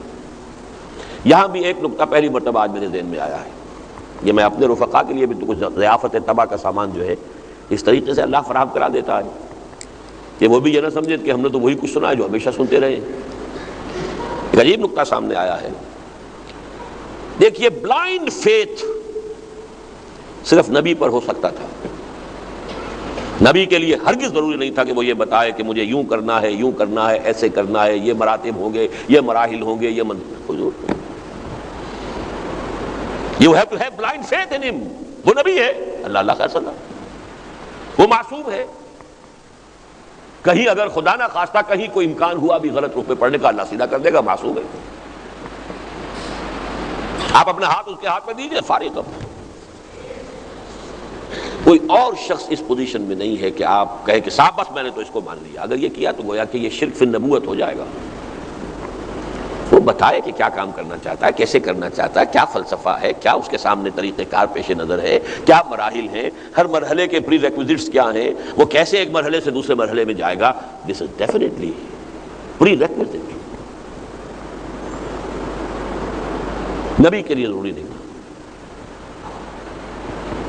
نبی اس پر نبوت پر ایمان لائے اور یہ ایمان بالغیب ہے. هدى للمتقین الذین یؤمنون بالغیب ویقیمون الصلاة ومما رزقناہم ينفقون. ایمان میں سب سے پہلی شے ہی ایمان بالغیب ہے. نبی پر ایمان کے بعد بس جدھر لے جائیں، دور مع الحق حیث دار، جہاں بھی وہ لے کے جانا چاہیں جائیے. اور یہاں میں لفظ استعمال کر رہا ہوں جان بوجھ کر بلائنڈ فیتھ. نبی کے بعد اگر کسی کے ساتھ یہ رشتہ ذہناً یا جذباتی اعتبار سے استوار کر لیا، یہ شرک فی النبوت ہو جائے گا، گویا کہ آپ نے اس شخص کو بھی کسی درجے میں نبوت میں شریک کر دیا، شعوری یا غیر شعوری طور پر. جیسے امامت معصومہ کا تصور میرے نزدیک شرک فی النبوت ہے. کوئی انسان معصوم نہیں ہے، کوئی انسان مفترض الطاعہ نہیں ہے وہ کہے کہ پرسنلی میرا رائٹ ہے کہ تم میری اطاعت کرو. نو، ہو آر یو؟ آپ کو دلیل لانی پڑے گی کتاب و سنت سے، اور کم سے کم یہ کہ یہ ثابت کرنا ہوگا یہ کتاب و سنت کے منافی نہیں ہے. کم سے کم جو شے کتاب و سنت کے منافی نہیں ہے وہ مباح ہے، ٹھیک ہے، اس میں ہم آپ کی اطاعت کا عہد کرتے ہیں. سب اطاعت فی المعروف دائرے میں ہو، مباحات کے دائرے میں. کوئی شخص ذاتی حیثیت میں کلیئر نہیں کر سکتا کہ میں مطاع ہوں، میں مطاع مطلق ہوں، میرا حکم ماننا پڑے گا. نو، اگر کر لیا یہ پھر وہی شرک فی النبوت کا لفظ استعمال کر رہا ہوں. اسی لیے میں کہا کرتا ہوں، یہ آپ حضرات کے علم میں شاید ہوگا، بہت سے ہمارے رفقا کے، کہ امامت معصومہ کا تصور 87.5% نبوت ہے، بس بچ گیا ہے 12.5% کی کمی ہے، اس لیے اس کے اوپر حکم نہیں لگا ہے. یہ نبوت کا دعویٰ ہے، یہ نبوت کا عقیدہ ہے. اسی لیے اہل تشیع کو ان کی تکفیر کا کوئی اجماعی فتویٰ کبھی نہیں ہو سکا. مختلف علماء نے اپنی رائے بھی ظاہر کی، اجماع نہیں ہو سکا کبھی. قادیانیوں کا ہو گیا، انہوں نے نبی کا لفظ استعمال کر لیا، بہت سہولت سے ہو گیا. لیکن 87.5% میں کیسے کاؤنٹ کرتا ہوں؟ 4 اوصاف ہیں لازمی نبی کے. نبی معمور من اللہ ہوتا ہے، وہ خود نہیں بنایا جا سکتا، نہ خود بنتا ہے، نہ لوگ انہیں چنتے ہیں، وہ خود معمور من اللہ ہے. وہ مفترض الطاعہ ہے، ذاتی حیثیت میں اس کی اطاعت لازم ہے. وہ معصوم عن الخطا ہے، غلطی کا صدور اس سے نہیں ہو سکتا، اور اس پر وحی آتی ہے. 4 ہو گئے، 25% ہر ایک کو کاؤنٹ کر لیجئے. امامت معصومہ کا جو تصور ہے اس میں وہ معمور من اللہ ہے، 25% ہو گئے. مفترض الطاعہ ہے، 50% ہو گئے. وہ معصوم عن الخطا ہے، 75% ہو گئے. وہی تو نہیں وہ کہتے ہیں کہ ان پر آتی ہے، لیکن کہتے ہیں کہ وحی کے اصل مفہوم کو صرف وہ جانتے ہیں. قرآن کو انٹرپریٹ کرنے کا صرف انہیں حق ہے، کسی اور کو حق نہیں. تو میں 12.5% اس کا شامل کر کے 87.5% کہتا ہوں اس کو. لیکن چونکہ اس تک نہیں پہنچا نبوت تک، اس لیے اس فہرست میں نہیں آیا. کاگنیزیبل آفنس نہیں بنا. قادیانیوں کا آفنس کاگنیزیبل ہو گیا. بہرحال دوسری بات جو میں نے عرض کی، جماعت کیسی ہو؟ ڈکلیئرڈ ایم ہو اس کا کہ وہ اقامت دین، غلبہ دین کی جد و جہد کے لیے قائم ہوئی ہے. اس کے حوالے سے میں اس وقت، چونکہ میں نے ایک لفظ اوریاں پہلے بھی استعمال کیا ہے، آج کچھ باتیں اوریاں کر ہی دی جائیں. میں آپ سے صاف یہ بات بتا دینا چاہتا ہوں کہ کم سے کم پاکستان کی حد تک سوائے 2 جماعتوں کے کسی تیسری جماعت کا ڈکلیئرڈ ایم یہ نہیں. ایک جماعت اسلامی، اس کا دستور لیجئے، اس کا پورا پڑھیے، یہ مقصد وہ ہے اس کا، قائم ہوئی اسی کام کی. وہ سیاسی تحریک نہیں تھی، وہ سماجی تحریک نہیں تھی، وہ اصلاحی تحریک نہیں تھی، وہ تبلیغی تحریک نہیں تھی، وہ تعلیمی تحریک نہیں تھی. ان تمام سے ہٹ کر اقامت دین کی جد و جہد، حکومت الہیہ کا قیام، نظام خلافت کا قیام، جو بھی آپ کہہ لیں. وہ تو یہ کہ ایک ہی شے کی تعبیر کے لیے الفاظ مختلف ہو سکتے ہیں. نظام مصطفیٰ کہہ لیں، نظام اسلام کہہ لیں، دین محمد کہہ لیں، دین اللہ کہہ لیں. یہ دین محمد بھی ہے، دین اللہ بھی ہے. اذا جاء نصر اللہ والفتح ورأیت الناس يدخلون فی دین اللہ افواجا. یہ دینی بھی ہے، میرا بھی دین ہے. اس اعتبار سے اس کی تعبیرات مختلف ہوں گی، لیکن اقامت دین، حکومت الہیہ کا قیام، اس پر بھی میری وہ منہج انقلاب نبوی میں پوری بحث موجود ہے. صرف 2 جماعتیں، تیسری کوئی جماعت نہیں. تبلیغی جماعت ہے. اول تو اب وہ جماعت کے حکم میں بھی نہیں رہی، اس لیے کہ امارت کا معاملہ ان کے ہاں ختم کر دیا گیا. اور حضرت عمر کا میں آپ کو یہ اثر سنا چکا ہوں، لا اسلام الا بالجماع ولا جماع الا بالامارہ. امارہ اگر نہیں ہے، اب امارت کی بجائے انہوں نے ایک بورڈ بنا لیا ہے. امیر ایک شخص ہوتا ہے، 3 آدمی امیر نہیں ہوا کرتے. بہرحال اس کے علاوہ یہ کہ ڈکلیئرڈ ایم ان کا وہ نہیں ہے، چاہے دلوں میں ہو، لیکن یہ کہ ڈکلیئرڈ ایم وہ نہیں. باقی رہ گئی ہماری علماء کی تنظیمیں، وہ فرقے وارانہ ہے. یہ دیوبندیوں کی ہے، یہ بریلویوں کی ہے، یہ اہل حدیثوں کی ہے، یہ شیعوں کی ہے. وہ تو اور نچلے درجے میں چلی گئی. صرف 2 جماعتیں ہیں، جماعت اسلامی اور تنظیم اسلامی. تیسری کوئی جماعت پاکستان میں اقامت دین کے ڈکلیئرڈ مقصد کے لیے قائم نہیں ہوئی. اگرچہ آج یہ خبر سنی ہے کہ مولانا فضل الرحمان صاحب نے اعلان کیا ہے کہ اب ہم انتخابی سیاست کو تج رہے ہیں. وہ تج رہے ہیں یا انتخابی سیاست نے انہیں تج دیا ہے؟ بات تو ایک ہی ہے. اب ہم جو ہے انقلابی جد و جہد سے کام کریں گے. چلیے اچھا ہے, ہم تو اسے بھی ویلکم کہیں گے, لیکن قائم وہ اس کام کے لیے نہیں ہوئے تھے. یا تو ایک نئی جماعت بنائیں اس مقصد کے لیے کہ اب ہمیں صرف اقامت دین اور غلبہ جد و جہد کے دین کی یہ جماعت بنانی ہے. ٹھیک ہے, کسی جماعت کو یہ حق حاصل ہے کہ وہ کہے بس انا ولا غیری, بس میں ہی میں ہوں اور کوئی ہے ہی نہیں. وہ نبی کی جماعت ہوتی تھی. اب نبوت نہیں ہے یہ کوئی نہیں کہہ سکتا. میں آپ سے کہہ رہا ہوں میں تنظیم اسلامی کا امیر ہوں, تنظیم اسلامی میں نے قائم کی ہے, میرا خون پسینہ اس کی بنیادوں میں ہے, لیکن میں کہہ رہا ہوں جماعت اسلامی بھی اسی مقصد کے لیے قائم ہوئی تھی. لیکن یہ کہ تیسرے نمبر پر آج جو میں نے بتایا, آج کی خبر ہے, دیکھیں کب تک قائم رہتے ہیں. وہ تو حالات کے حوالے سے سیاسی لوگوں کے رخ جو ہے وہ بدلتے رہتے ہیں. پہلی بات میں نے عرض کی کہ ڈکلیئرڈ ایم ہو اقامت دین کا. دوسرا طریقہ کار واضح. مولانا مودودی نے سن 40 میں یا 41 میں جماعت قائم کی. سن 40 میں انہوں نے وہ تقریر کی تھی اسلامی حکومت کیسے قائم ہوتی ہے. اسٹریچی ہال علی گڑھ, اپنا پورا نقشہ, ایک صالح جماعت کی ضرورت نامی کتابچہ, اور اسلامی حکومت کیسے قائم ہوتی ہے. ان دونوں میں انہوں نے اپنا پورا جو ہے اسپیل کر دیا, اس کو واضح کر دیا, بیان کر دیا, اس طور سے کر دیا. یہ دوسری بات ہے, یہ میری رائے ہے, کوئی اس کو صحیح سمجھے نہ سمجھے. میری کتابیں اس موضوع پر موجود ہیں, تحریک جماعت اسلامی تحقیقی مطالعہ وغیرہ. کہ پاکستان بننے کے بعد وہ بھی 2 سال 3 سال اسی رخ پر رہے ہیں, لیکن سن 51 میں الیکشن کے میدان میں آ کر اب ایک پولیٹیکل پارٹی کی شکل اختیار کر لی. یہ میری رائے ہے. اب بھی اگر کوئی شخص یہ سمجھتا ہے کہ نہیں وہ طریقہ کار صحیح ہے اور وہ وہی طریقہ کار ہے جو تھا, تو ٹھیک ہے, اسے اگر وہ اپنے اس دیانتدارانہ رائے کی بنا پر جماعت اسلامی میں شامل رہتا ہے, مجھے کوئی اعتراض نہیں. لیکن شمولیت کا مطلب یہ نہیں ہے کہ کاروبار دھندے ہو رہے ہیں, چندے دے دیے, صرف دھندوں کے ساتھ چندے نہیں. شامل ہو, اس کی پالیسی میکنگ میں, ڈیسیجن میکنگ میں ان کا حصہ ہو, اس کے ڈسپلن میں ہو. یہ شمولیت ہے. شمولیت صرف تعاون کو نہیں کہتے. تعاون تو آپ بہت سی جماعتوں سے کر سکتے ہیں, تعاون والبر والتقوی ولا تعاون علی الاثم والعدوان, لیکن ایک جماعت میں ایک ہی میں رہ سکتے, 2 میں نہیں رہ سکتے. جماعت اور ڈسپلن ایک پارٹی کا نام ہے. ایک ہی ڈسپلن آپ پورا کر دیں, نبھا دیں تو بڑی بات ہے. 2 کے ڈسپلن کیسے پورے کریں گے؟ ناممکن ہے, ٹکرائیں گے وہ آپس میں ایک دوسرے سے. 2 کشتیوں میں سوار نہیں ہو سکتے. جماعت ایک ہی ہوگی, البتہ ایک جماعت میں رہتے ہوئے دوسروں کے ساتھ تعاون, وقتی تعاون, فوری تعاون, جہاں جہاں جزوی طور پر ان کے ساتھ تعاون, یہ ہو سکتا. جماعت اسلامی اور تنظیم اسلامی, اس کے علاوہ تیسری نہیں. طریقہ کار جیسا کہ میں نے کہا مولانا نے واضح کیا تھا, لیکن میرے نزدیک ایک وقتی سی, اور وہ ثابت کر سکتا ہوں میں ان کی اپنی تحریر سے. رسائل و مسائل حساب میں آخری صفحوں کے اندر آپ کو مل جائے گی کہ آپ نے کہا تھا کہ ہم اس وقت یہ طریقہ آزما رہے ہیں جو نیا طریقہ اختیار کیا تھا. اگر ہم نے دیکھا کہ اس کے لیے دروازے بند ہیں تو پھر جس پر ہم پہلے سے عمل پیرا تھے ہم اسی کو ریورٹ کر جائیں گے. آج بھی یہ تحریر موجود ہے مولانا مودودی کی. اس کا مطلب ہے یہاں آ کر انہوں نے کچھ پالیسی بدلی ہے. یہ ان کے اپنے اس موقف کے اعتبار سے ثابت ہے طریقہ کار کے معاملے میں. باقی اب بھی ہدف ان کا وہی ہے, اس میں کوئی شک نہیں. تیسری چیز یہ ہے کہ اس جماعت کی تاسیس کیسے ہو, کس بنیاد پر ہو, آرگنائزیشنل سٹرکچر کیا ہو. اس میں جو میرا موقف ہے وہ یہ ہے کہ دستور بنا کر اس دستور کے ساتھ حلف لے کر کوئی شخص جماعت میں شامل ہو, جو ویسٹرن طریقہ ہے. یہ ہمارا طریقہ پرانا تو نہیں ہے یہ, لیکن یہ کہ بہرحال ویسٹ میں انسٹیٹیوشنز ڈیولپ ہوئے ہیں, بنائے گئے ہیں. ویسٹ میں یہ چیزیں بھی ایجاد ہوئی ہیں, بجلی ہے, لاؤڈ سپیکر استعمال کر رہے ہیں. اگرچہ ان کا استعمال مباح بھی ہو سکتا ہے, حرام بھی ہو سکتا ہے, لیکن چیزیں فی نفس ہی مباح ہے. اس پہلو سے وہ طریقے تنظیم بھی مباح ہے, حرام نہیں ہے. لیکن اس کے مقابلے میں 3 الفاظ میں استعمال کرتا ہوں: منصوص, مسنون, معصور.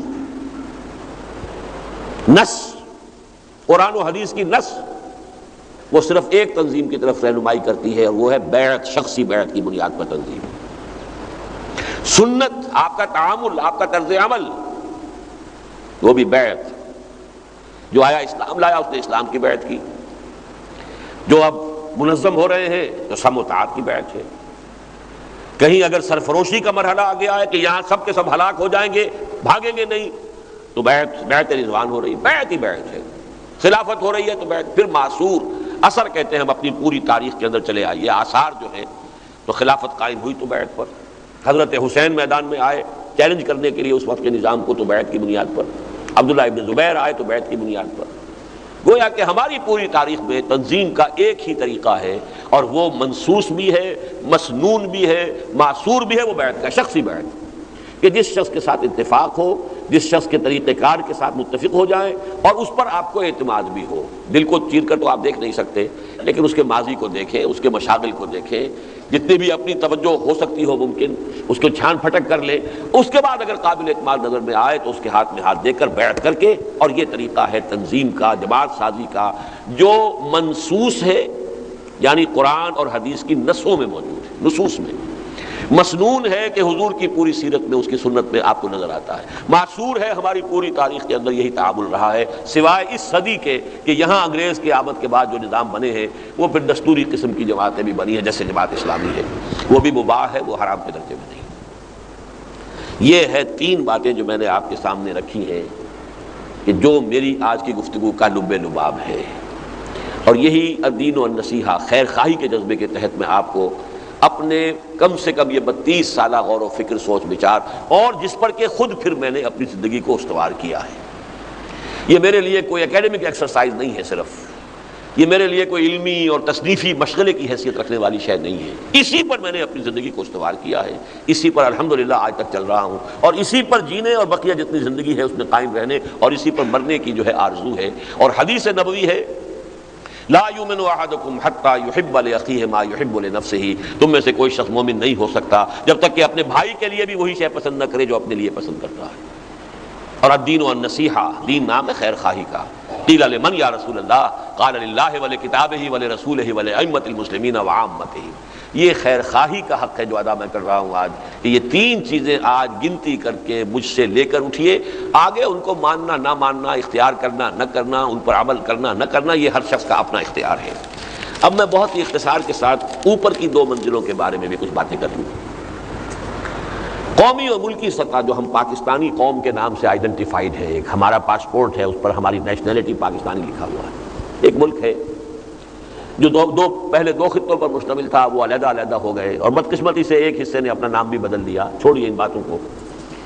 لیکن یہ کہ اس ملک کے بارے میں دو باتیں لازم ہیں جو سمجھ لینے کی ہیں، باقی سارے مسائل بھی اہم ہیں، اس کی معاشی کیفیت، اس کی مالی حیثیت، اس کے قرضوں میں بند جانا، اس کا اور معاملات کے اعتبار سے یہاں پہ اخلاق کا دیوالہ نکل جانا، یہاں پہ غبن اور خیانت کا وہ بازار گرم ہونا کہ جس کی شاید دنیا میں اب کہیں اور نظیر نہ مل سکے، یہ ساری اپنی جگہ پر ہے۔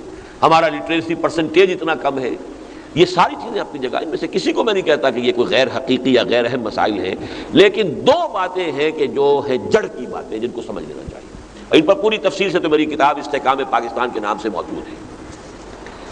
پہلی بات یہ کہ اس ملک کے وجود میں آنے کے لیے جڑ اور بنیاد سوائے اسلام کے نعرے کے اور کچھ نہیں۔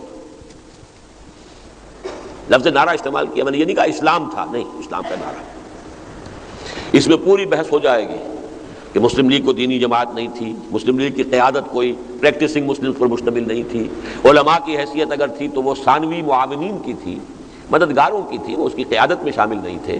اب میں پوری بحث میں نہیں جانا چاہتا، لیکن یہ کہ اگر نعرہ یہ نہ لگتا کہ پاکستان کا مطلب کیا لا الہ الا اللہ، تو نہ 1946 میں مسلم لیگ کو وہ کامیابی حاصل ہو سکتی تھی جس کے بنا پر وہ پورے ہندوستان کے مسلمانوں کی واحد نمائندہ جماعت قرار پائی، نہ پاکستان وجود میں آ سکتا۔ باقی وہاں بھی 3 لیولز علیحدہ ہیں، وہ تفصیل سے میں نے بحث کی ہوئی ہے، وہ کتاب میری ہو سکتا ہے بہت سے احباب نے نہ پڑھی ہو یا نہ ان کے علم میں آئی ہو، تو میں نے تفصیل سے بیان کیا، استحکام پاکستان، وہ کتاب پڑھنے کی ہے، اس لیے کہ ظاہر بات ہے کہ ملکی مسائل سے بھی ہم قطع تعلق نہیں کر سکتے۔ یہ کشتی کے مانند ہے، یہ ڈوبتی ہے تو ہم ڈوبتے ہیں نا، چاہے اس کا ہماری آخرت سے تعلق نہیں ہے، دنیا سے تو ہے۔ آپ کی ساری زندگی لگ رہی ہے اپنی اولاد کو بہتر سے بہتر پوزیشنوں میں پہنچانے کی اور اچھی سے اچھی بلڈنگیں چھوڑ کر جانے کی، یہ سارا جو ہے غرق ہو جائے گا کہ نہیں ہو جائے گا؟ یہ ملک اگر غرق ہو گیا، کون آ کے آباد ہوں گے یہاں پہ، کیا معلوم؟ کتنے ہی لوگوں نے جو بڑے بڑے محل بنائے تھے ڈھاکہ کے اندر، اور پھر ان میں سے کتنے لوگ ہیں جو نکلے ہیں وہاں سے بمشکل جو ہے بتن کے کپڑے لے کر، اور کتنے ہیں جو آج بھی وہاں کنسنٹریشن کیمپ کے اندر پڑے ہوئے ہیں، کیا پتہ کیا ہو۔ تو یہ ڈیفیکٹ ہو، اصل مسئلہ آخرت کا ہے، اس کی تو میں بات کر چکا ہوں۔ یہ ملک ڈوبتا ہے تب بھی اور رہتا ہے تب بھی، اصل مسئلہ ہمارا آخرت کا ہے۔ لیکن دنیاوی اعتبار سے ہماری ساری سوچ جو ہے جس کے پرگرد ہے، لیکن وہ ہم اپنے ذاتی مکان بنا لینے کو، بنگلے بنا لینے کو، کاروبار جما لینے کو یہ دیکھ رہے ہیں، یہ نہیں دیکھ رہے کہ جس کشتی میں یہ سب کچھ رکھ رہے ہیں۔ میں باہر جا کر کہتا ہوں تم یہاں پہ محنتیں کر رہے ہو، دن رات کی کوششیں سعودی عرب میں کر رہے ہیں، فلاں جگہ کر رہے ہیں، یہاں کر رہے ہیں، امریکہ میں کر رہے ہیں، اور کما کما کے جو ہے دن رات خون پسینہ ایک کر کے پاکستان بھیج رہے ہیں۔ میں نے کہا جس جہاز میں یہ سب کچھ وہاں رکھ رہے ہیں وہ جہاز ڈوب گیا تو کیا ہوگا؟ تو ایک بات اچھی طرح جان لیجئے کہ وی کانٹ افورڈ کہ ہم اس سے سرے سے لا تعلق ہو جائیں، نہیں۔ مجھ پر کوئی دن ایسا نہیں گزرا آج تک کہ میں اس سے لا تعلق رہا ہوں ذہناً یا عملاً۔ لیکن ایک بات یہ کہ اس ملک کے وجود میں آنے کا ذریعہ اسلام کا نعرہ تھا، اور اس ملک کے بقا اور استحکام کی بنیاد صرف اسلام ہوگا، لیکن حقیقی اور عملی اسلام۔ نعرہ اس کو سسٹین نہیں کر سکتا۔ نعرہ کون؟ نعرہ اپنی افادیت کھو چکا۔ ایک دفعہ اس نعرے میں باسی کڑی کے اندر ابال آ گیا تھا 1977 میں نظام مصطفیٰ تحریک میں، اب وہ باسی کڑی بھی گئی، اب وہ نعرہ نہیں چلے گا۔ حقیقی اسلام ہو، عملی اسلام ہو، وہ سسٹین کرے گا، وہ سپورٹ کرے گا، اللہ کی مدد آئے گی، اللہ کی نصرت آئے گی، یہ سب کچھ ہوگا، ورنہ تمہاری داستان تک بھی نہ ہوگی داستان ہوگی۔ اس صدی میں 2 عظیم سلطنتیں ختم ہو گئی۔ In the very beginning, first world war کے بعد دی گریٹ آٹومان امپائر، سلطنت عثمانیہ ختم۔ یہ بوسنیا اور یہ البانیہ میں کیا ہو رہا ہے؟ یہ سب کا سب اسی کے باقیات و صالحات ہیں نا۔ یہ تو سارے علاقے شامل تھے سلطنت عثمانیہ میں۔ کتنا بڑا چنک تھا مشرقی یورپ کا، پورا شمالی افریقہ، پورا مغربی ایشیا ایک سلطنت۔ یا کبھی ہوا کرتی تھی سلطنت روما جس میں کہ تینوں یہ بر اعظموں کے حصے تھے، یا پھر سلطنت عثمانیہ تھی۔ نام و نشان ختم۔ ایک ملک ترکی رہ گیا، کچھ آبادیاں ہیں جو یورپ کی مختلف ملکوں، اور ابھی recently U S S R gone with the wind. تو پاکستان کس کھیت کی مولی ہے؟ آدھا تو ویسے ہی گیا، نام بدل چکا اپنا، باقی جو ہے اب حالات جو ہو رہے ہیں، کس بے بسی کا عالم ہے اس وقت۔ یا بے بسی کا عالم مجھے یاد ہے سن 71 کا، ہماری ایئر فورس مفلوج ہو گئی تھی۔ کیوں ہو گئی تھی؟ یہ اواکس طیارے جو بعد میں امریکہ نے دیے ہیں سعودی عرب کو بھی اور ادھر ادھر، وہ اس قسم کے ہیلی کاپٹرز رشیا نے دے دیے تھے بھارت کو، وہ فضا میں ہر وقت رہتے تھے اور ہمارے ہوائی جہاز جنبش بھی کرتے تھے تو ان کے علم میں ہوتا تھا۔ لہذا ایئر فورس جو سن 65 میں جو بھی بہرحال ہم نے مقاومت دکھائی، اس کا سب سے بڑا جو ہے وہ ایئر فورس کا حصہ تھا، وہ مفلوج ہو گئی۔ آج ہماری ایئر فورس اور ایئر ڈیفنس مفلوج ہو گیا، جب ہمارے وزیر صاحب بھی کہہ رہے ہیں ہمارے پاس تو وہ چیزیں ہی نہیں ہے کہ ہم روک سکیں۔ وہ تو 60,000 فیٹ کی بلندی پر یا 1,00,000 فٹ کی بلندی پر تھا، نہ اس کو ڈیٹیکٹ کرنے کے ہمارے پاس حالات ہیں اور نہ یہ کہ اس کو کہیں اس کو چیک کرنے کا ہے۔ حالانکہ یہ احمقانہ بیان ہے، انہیں یہ بیان نہیں دینا چاہیے تھا، لیکن یہ بے بسی کا عالم ہے۔ اس کا کیا اثر ہوگا پوری قوم کی نفسیات کے اوپر؟ غور کرنے کی بات ہے۔ تو یہ کوئی انہونی بات نہیں ہے جو میں کہہ رہا ہوں، اور میرا اپنا تجزیہ، میرا اپنا ٹائم ٹیبل تو یہ ہے کہ اللہ تعالیٰ نے پہلے 25 برس دیے تھے مہلت کے، اور اس کے بعد ایک کوڑا اللہ کے عذاب کا پڑا، اور ہمارے 95,000 قیدی بنے ہندو کے، جن میں سے 43,000 ریگولر ٹروپس تھے۔ فوج، پاکستان کی فوج، سپاہی سے لے کر جرنیل تک اس ہندو کی قید میں آئے جس پر کہیں 600 برس، کہیں 800 برس، کہیں 1000 برس حکومت کی تھی۔ تو بڑا پھوڑا بھی آ سکتا ہے۔ اس کے لیے کیا کیا جائے؟ اب اس کے لیے کوئی شخص کسی اپنی اور سمجھ کے مطابق کام کر رہا ہو، اپنی انالیسس کے مطابق کام کر رہا ہو۔ میرے نزدیک چونکہ اس ملک کی بقا کا دار و مدار حقیقی اسلام پر ہے، لہذا اقامت دین کی جد و جہد میں جو وقت میں لگا رہا ہوں وہ استحکام پاکستان کی جد و جہد میں بھی لگا رہا ہوں۔ مجھ سے زیادہ خوش قسمت انسان کون ہوگا جو ایک تیر سے 3 شکار کر رہا ہو؟ سب سے بڑا شکار میری اپنی عاقبت ہے۔ اگر میں اپنا تن من دھن لگا دوں اس اقامت دین کی جد و جہد میں تو فلاح اخروی ہے، میرا اصل ہدف وہ ہے، اصل ٹارگٹ وہ ہے۔ لیکن میرے نزدیک یہی میرے اس ملک کی بقا کا، اس کے استحکام کا اس کے لیے واحد بنیاد ہے، کوئی اور بنیاد ہے ہی نہیں. تو میں جو یہ کام کر رہا ہوں اسی میں گویا کہ میں اپنے اس وطن کا حق ادا کر رہا ہوں. یہ نوٹ کر لیجئے، یہ بھی دینی مسئلہ ہے. جس راستے سے آپ چلتے ہیں اس کا بھی آپ پر حق ہو جاتا ہے. حدیث ہے، اس راستے کا حق ہے کہ اگر کوئی ایذا والی شے پڑی ہوئی ہے تو اسے ہٹا کر اس راستے کو صاف کر دیں. یہ آپ پر حق ہے چونکہ آپ اس راستے پر چل رہے ہیں. تو جس زمین پر ہم آباد ہیں، جس ملک کی جو بھی بہرحال اس کی اللہ تعالیٰ کی طرف سے جو بھی کچھ یہاں عطا ہوا ہے اس سے بہراور ہو رہے ہیں تو اس کا حق ہے. لیکن اس کے استحکام کا بھی راستہ یہی ہے، کوئی اور راستہ نہیں. آپ بھیک مانگتے رہیے، آپ وہ F-16 کے لیے کرتے رہے، وہ اپنی جگہ پر ہے. اعدوا لہم ما استطعتم، وہ اپنی جگہ پر ہے. یہ سب کچھ زیرو کے درجے میں ہوگا اگر یہاں اسلام نہ آیا. یہ ملک نہیں رہے گا. اور اس میں بڑا تلخ شعر ہے کوثر نیازی کا. اب ان کی شخصیت ذرا بہرحال فوت ہو گئے ہیں، اللہ تعالیٰ ان کی خطاؤں سے درگزر فرمائے. لیکن کوئی ایک زمانہ تھا ان کی شاعری، اس میں وہ تحریکی اور انقلابی رنگ تھا. اسلام کو گر تیری فضا راس نہ آئے، اے میرے وطن تجھ کو کوئی آگ لگائے. یہ ذرا شاعرانہ جذبات کی بات ہے، لیکن یہ کہ واقعتاً ہمارے لیے تو اصل شے تو پھر اسلام ہے، دین ہے. البتہ یہ ملک ایسا ہے سلمان ابن اسلام کے طریقے پر کہ جیسے حضرت سلمان فارسی سے جب نام پوچھتے تھے عرب لوگ، وہ تو تھے چونکہ ایرانی. آپ کا نام کیا ہے؟ وہ کہتے ہیں سلمان، ایک لفظ. عربوں کا رواج ہے جب تک باپ کا نام نہ آئے تو وہ نام پورا نہیں ہوا. سلمان ابن، سلمان کس کے بیٹے؟ وہ کہتے تھے سلمان ابن اسلام، میں اسلام کا بیٹا ہوں. واحد ملک ہے پاکستان جو اسلام کا بیٹا ہے. لیکن بہت بڑی تباہی آئے گی یہاں، خدا نہ خواستہ بہت بڑی تباہی آئے گی. 1000 سالہ جو بھی انتقامی جذبات ہندو کے ہیں، بھارت میں کانگریس بہت کمزور ہو گئی. یہ تو بڑی بات ہے، آج تک وہ موجود تو ہے، کسی نہ کسی درجے میں حکومت میں بھی ہے. پاکستان تو کم کے اندر مسلم لیگ جو ہے ختم ہو چکی تھی، قائم ہوتے ہی وینش ہو گئی تھی، ڈیزالو ہو گئی تھی. بہرحال اس کو چھوڑ دیجئے. لیکن وہاں اب single largest political group B J P کا ہے. اس کے مقاصد علم نشرہ ہے، شیو سینا ہے اس کی سپورٹر اور الائی ہے.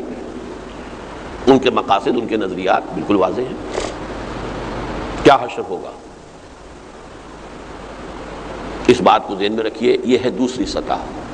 اس کا بھی اگر کوئی حل ہے تو یہ ہے کہ یہاں اسلام قائم ہو. قائم خود تو نہیں ہو جائے گا، اس کی جد و جہد کرنی ہوگی. جد و جہد اس طرز پہ کرنی ہوگی جس طرز پر کہ محمد رسول اللہ نے کی تھی صلی اللہ علیہ وسلم. وہ منہج انقلاب نبوی جو میں نے بیان کیا ہے، وہ میرا طریقہ، اس پر غور کیجیے، اس پر سوچ بچار کیجیے.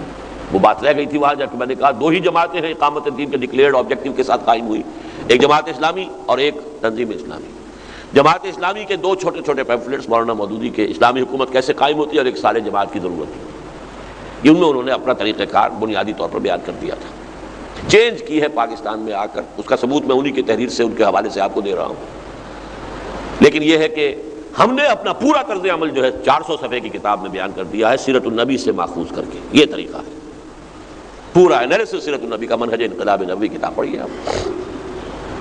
بہرحال آخری جو سطح ہے وہ ہے دینی اور ملی. اس اعتبار سے بھی چونکہ ان دنوں میں میری کچھ باتیں سامنے آتی رہی ہیں اخبارات کے ذریعے سے بھی، پھر اس میں استہزاء بھی ہوتا ہے، تمسخر بھی ہوتا ہے، کوئی اور طرح کی جو نمک مرچ لگا دی جاتی ہے.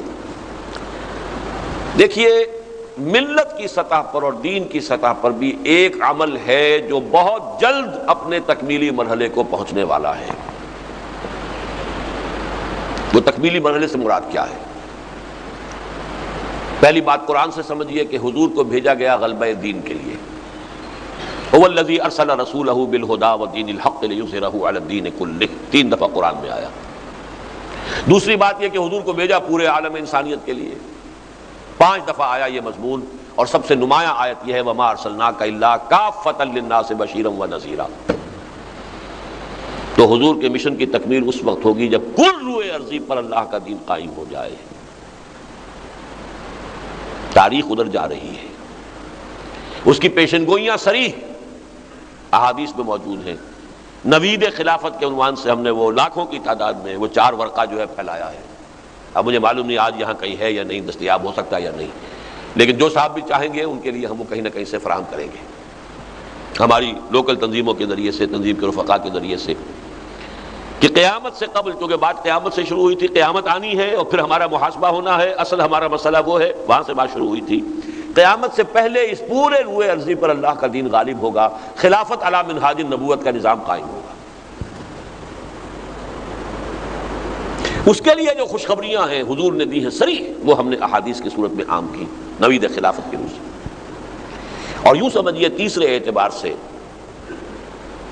کہ حضور نے فرمایا کہ میرے بعد اب اللہ تعالیٰ اس دین کی حفاظت کا انتظام جو کرے گا اس میں یہ بھی ہے کہ ہر صدی میں مجددین امت کو پیدا کرتا رہے گا۔ ان لا یبعث فی هذه الامة على راس كل 100 عام من یجدد لها دینها۔ 14 صدیوں کے مجددین، اب نام گنوانا جو ہے وہ اس میں وقت لگ جائے گا، لیکن یہ کہ بہرحال یہ نوٹ کر لیجئے کہ پہلے 1000 برس کے مجددین سارے عالم عرب میں آئے، 11ویں صدی، 12ویں صدی، 13ویں صدی، 14ویں صدی کے مجددین ہند میں پیدا ہوئے۔ احمد سرہندی رحمۃ اللہ علیہ، عبدالحق محدث دہلوی رحمۃ اللہ علیہ، شاہ ولی اللہ دہلوی رحمۃ اللہ علیہ، سید احمد بریلوی رحمۃ اللہ علیہ، 14ویں صدی میں شیخ الہند جیسا مجاہد حریت، علامہ اقبال جیسا مفکر، مولانا مودودی جیسا مصنف، مولانا الیاس جیسا مبلغ، پوری دنیا میں ان کے برابر کا، ان کی سطح کا، ان کے سٹیچر کا، ان کی قد و قامت کا کوئی شک موجود نہیں۔ یہ انڈیکیشنز ہیں، 400 ایئرز انڈیکیشنز، ہسٹوریکل انڈیکیشنز۔ 15ویں صدی شروع ہو گئی، 17 برس اس کے جا چکے، 98 میں اب ہم ہیں۔ 15ویں صدی کا مجدد، یہ گمان کی بات ہے، خیال کی بات ہے، وہی ہوں گے جنہیں اہل تشیع کہتے ہیں، امام مہدی کے وہ ان کے بارے میں امام کے روح پوش ہیں۔ حقیقت میں وہ بھی مجدد ہوں گے، جیسے یہ مجدد اپنی اپنی صدیوں میں پیدا ہوتے رہے۔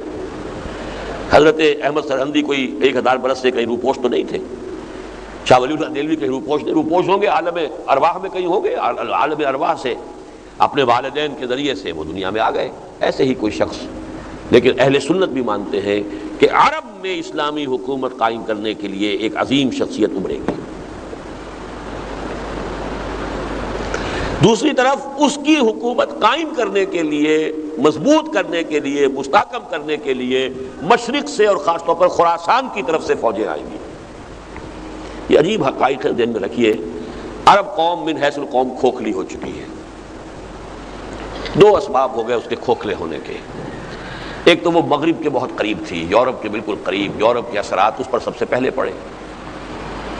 میڈیٹرینین جس کو ہم سمندر کہہ دیتے، سی، بحیرہ روم، وہ کیا ہے؟ ایک بڑی سی خلیج ہے، کیا ہے اس کے بحیرہ، کیا ہے اس کا؟ ادھر یورپ، ادھر شمالی افریقہ اور ادھر شام، یہ ممالک جو ہے مغربی تہذیب ان کی رگ و پے میں سرایت کر گئی۔ ثانیاً جہاں تیل نکل آیا دولت، اور دولت نے ان کے اخلاق کا، ان کے اندر عیاشی اور عیش پرستی اور آسانیت، اس سب کا پیدا کر کھوکھلی ہو چکی۔ یہی وجہ ہے کہ ایک مغضوب علیہم قوم کے سامنے سر جھکائے کھڑے ہیں سب کے سب، یہود کے سامنے۔ شخص تو ایک ابھرے گا وہاں، لیکن اس کے لیے مدد یہاں سے جائے، مشرق سے۔ میرے عرب کو آئی ٹھنڈی ہوا جہاں سے، میرا وطن وہی ہے، میرا وطن وہی ہے۔ خراسان کے بارے میں حدیث آئی، وہ بھی ہمارے اسی کتابچے میں موجود ہے۔ یخرج من خراسان رایات اسود لا یردها شیء حتی تنصب بإیلیا۔ خراسان سے سیاہ علم چلیں گے، انہیں کوئی لوٹا نہیں سکے گا، رخ پھیر نہیں سکے گا، یہاں تک کہ وہ ایلیا میں یعنی یروشلم میں جا کے نصب ہو جائیں گے۔ گویا کہ یروشلم ہمارے ہاتھ سے نکل چکا ہوگا، آج وہ کیفیت ہے۔ پہلی مرتبہ نکلا تھا، عربوں کے ہاتھوں سے نکلا تھا نا، واپس کس نے لیا تھا؟ عرب نہیں لے سکے تھے، کرد خون تھا گرم، صلاح الدین ایوبی رحمۃ اللہ علیہ۔ اب پھر نکل گیا، پھر کس کے ہاتھ سے نکلا؟ عربوں کے ہاتھوں سے نکلا۔ 67 وار، 6 days وار، اردن کی بھی پٹائی ہو گئی، اور مصر کی بھی ہو گئی، اور شام کی بھی ہو گئی، اور یروشلم بھی گیا، اور یہ سارے گولان ہائٹس بھی گئے، اور ویسٹ آف جارڈن بھی گیا، سینائی بھی گیا تھا، وہ تو انہوں نے واپس لے لیا۔ تو واپس مانا صلح مان کے نیچے ہو کر، تب مانا تسلیم کر کے، لیکن یہ کہ یہ پھر واپس لیں گے، لیکن لینے والے عرب نہیں ہوں گے، خراسان۔ اور خراسان وہ علاقہ ہے، ایک بڑا علاقہ تھا یہ، کہ جس کا ہارٹ ہے موجودہ افغانستان۔ کچھ علاقے پاکستان کے، ایک تھوڑا سا چنک ہے جو اب بھی خراسان کے نام سے ایران میں ہے، صوبہ جس میں ابھی حال ہی میں بہت بڑا زلزلہ آیا تھا، خراسان، یہ آپ نے اخبارات میں پڑھا ہوگا۔ وہ چھوٹا سا ایک کونا ہے ایران کا، اور وہ ایک صوبہ ہے۔ اور یہ ہے در حقیقت، اور کچھ جو ہے یہ جو روسی ترکستان سے، روسی USSR کی تحلیل کے بعد آزاد ہوئی ہیں، اس کے علاقے ہیں۔ یہ خراسان بزرگ، the greater Khorasan of the time of the prophet صلی اللہ علیہ وسلم، یہاں ہوگا جو ہونا ہے۔ مجددین امت تجدید دین، فکری کام، علمی کام ہندوستان میں. اور یہ جو بھی کچھ ہوا ہے جہاد افغانستان کا، 15 لاکھ آدمی جس قوم نے دے دیے ہیں، ظاہر بات ہے کہ جو قوم مرنے کے لیے تیار ہو جائے، جس نے مرنا سیکھ لیا ہو، جو موت کے ساتھ کھیل سکتی ہو، پھر اس کو کوئی شکست نہیں دے سکتی. یہ ہے کمنگ ایونٹس کی ایک تصویر. Coming events cast their shadows before, جس کی خبریں دی گئی ہیں احادیث نبویہ میں، اور جس کی طرف تاریخ خود بخود رفتہ رفتہ بڑھتی چلی جا رہی ہے. ادھر آرمگڈون ہونا ہے، الملامت العظمیٰ ہونا ہے، ادھر جنگ ہونی ہے، اور ادھر سے مدد جائے گی. اس کا مطلب ہے اس علاقے میں پہلے قائم ہو چکے گا تو جائے گی نا مدد. یہ ہے وہ بات کہ ملت کا اور دین کا غلبہ ہوگا، اس صدی میں ہوگا. 14ویں صدی میرے نزدیک اس کے لیے تمہید کی صدی تھی، اور 15ویں صدی ہجری جو ہے اس کی تکمیل کی صدی ہے. یہ ہوگا. میں ایک بڑا پیارا شعر آپ کو سنا دوں. ویسے تو اقبال نے اردو میں بہت کہا اس کو. دنیا کو ہے پھر مارکہ روح و بدن پیش، ابلیس نے پھر اپنے درندوں کو ابھارا، اللہ کو پامر دیے مومن پہ بھروسہ. وہاں تہذیب کا لفظ ہے، تہذیب نے پھر اپنے درندوں کو ابھارا، اللہ کو پامر دیے مومن پہ بھروسہ، ابلیس کو یورپ کی مشینوں کا سہارا. لیکن فارسی کا ایک شعر جو ہے، خضر وقت از خلوت دشت حجاز آیت بروں، حجاز کے صحرا سے تو خضر وقت 15ویں صدی کے مجدد وہ ان کا ظہور ہوگا، وہ سامنے آئیں گے. قافلہ کارواں زی وادی دور و دراز آیت بروں، زی ازی، یہ جو وادی دور و دراز ہے، وادی سندھ، یہاں سے کارواں چلے گا. خضر وقت وہاں، کارواں یہاں سے. حضرت مہدی کے بارے میں احادیث عرب میں، اور یہاں سے میر عرب کو آئی ٹھنڈی ہوا جہاں سے. یہ ہے کمنگ ایونٹس کے شیڈوز. اور اب اس کے اوپر جو گفتگویں ہو رہی ہیں، نوسٹرڈیمس کی جو تھیں پیشن گوئیاں، اور شاہ نعمت ولی کی پیشن گوئیاں، یہ تو سمجھیے کہ تقریباً 400-500 برس پرانی چیزیں ہیں. لیکن اس کے ساتھ اب آپ نے اخبارات میں پڑھا ہوگا وائن برگر کی بھی کوئی پیشن گوئیاں تھیں. ظاہر بات ہے اس کی کہاں ہوں گی، اس نے کسی اور سے سنی ہوگی، کوئی جین ڈکسن سے سنی ہو، کسی اور سے سنی ہو. گاندھی کی پیشن گوئیاں آ گئی ہیں، راسپوٹین کی بھی آ گئی ہیں، اور یہ سب کنورج کر رہی ہیں اس صدی کے آخری سالوں پر، اور اگلی صدی یعنی اس صدی عیسوی کے آخری سال، اگلی صدی عیسوی کے ابتدائی سال. The coming 10 years of human history are going to be very fateful. الملحمۃ العظمیٰ اس میں ہوگی، Armageddon, the third world war, جو تاریخ انسانی کی عظیم ترین جنگ ہوگی، اور شرق اوسط اس کا میدان بنے گا. کروڑوں کی تعداد میں انسان قتل ہوگی. یہ سب خبریں ہیں کتاب الملائک میں. یہ بھی ہونا ہے. لیکن میں نے کیوں تذکرہ کیا اس کا؟ یہ تو ہونا ہے. میری اور آپ کی کامیابی کا دار و مدار یہ ہے کہ ہمارا کچھ حصہ اس پروسیس میں پڑتا ہے یا نہیں. ہونا تو ہے. دین تو محمد رسول اللہ کے ہاتھوں اور صحابہ کرام کی جدوجہد سے غالب ہو گیا. 23 برس کی محنت. محروم کون رہ گیا؟ ابو جہل، ابو لہب محروم رہ گئے. دور نبوی میں پیدا ہیں، موجود ہیں. حسن سے بصرہ، بلال از حبش، صہیب از روم، ز خاک مکہ ابو جہل. بلکہ ابو جہل سے بڑھ کر ابو لہب کہی ہے یہاں. ابو لہب خاک مکہ نہیں، حضور کے گھر میں. وہ تو خیر بنو امیہ کا تھا، بنو مخزوم کا. یہ تو بنو ہاشم کا چشم و چراغ ہے ابو لہب. ایک دیوار بیچ ہے محمد رسول اللہ کے اور اس کے گھر میں. اسی لیے وہ ام جمیل جو ہے وہ گندگی بھی پھینک دیا کرتی تھی، اور اگر کہیں ہانڈی چڑھی ہوتی تھی اس ہانڈی کے اندر ان کے اوپر بھی نجاست پھینک دیتی تھی. کرتی تھی کہ نہیں؟ اس لیے کہ ایک دیوار بیچ میں تھی. صبح کے وقت کانٹے بچھاتی تھی. یہ سارے کرتے تھے نا. کوئی بجلی اسٹریٹ لائٹس تو نہیں تھی. حضور اگر نکلتے ہوں گے in the small hours of the morning بیت اللہ میں جا کر کچھ عبادت کرنے کے لیے، تو کیا ہوتا ہوگا آپ کے ساتھ ان کانٹوں کی وجہ سے. لیکن تھا کون؟ چچا، اور وہ محروم رہا. تبت یدا ابی لہب وتب ما اغنی عنہ مالہ وما کسب.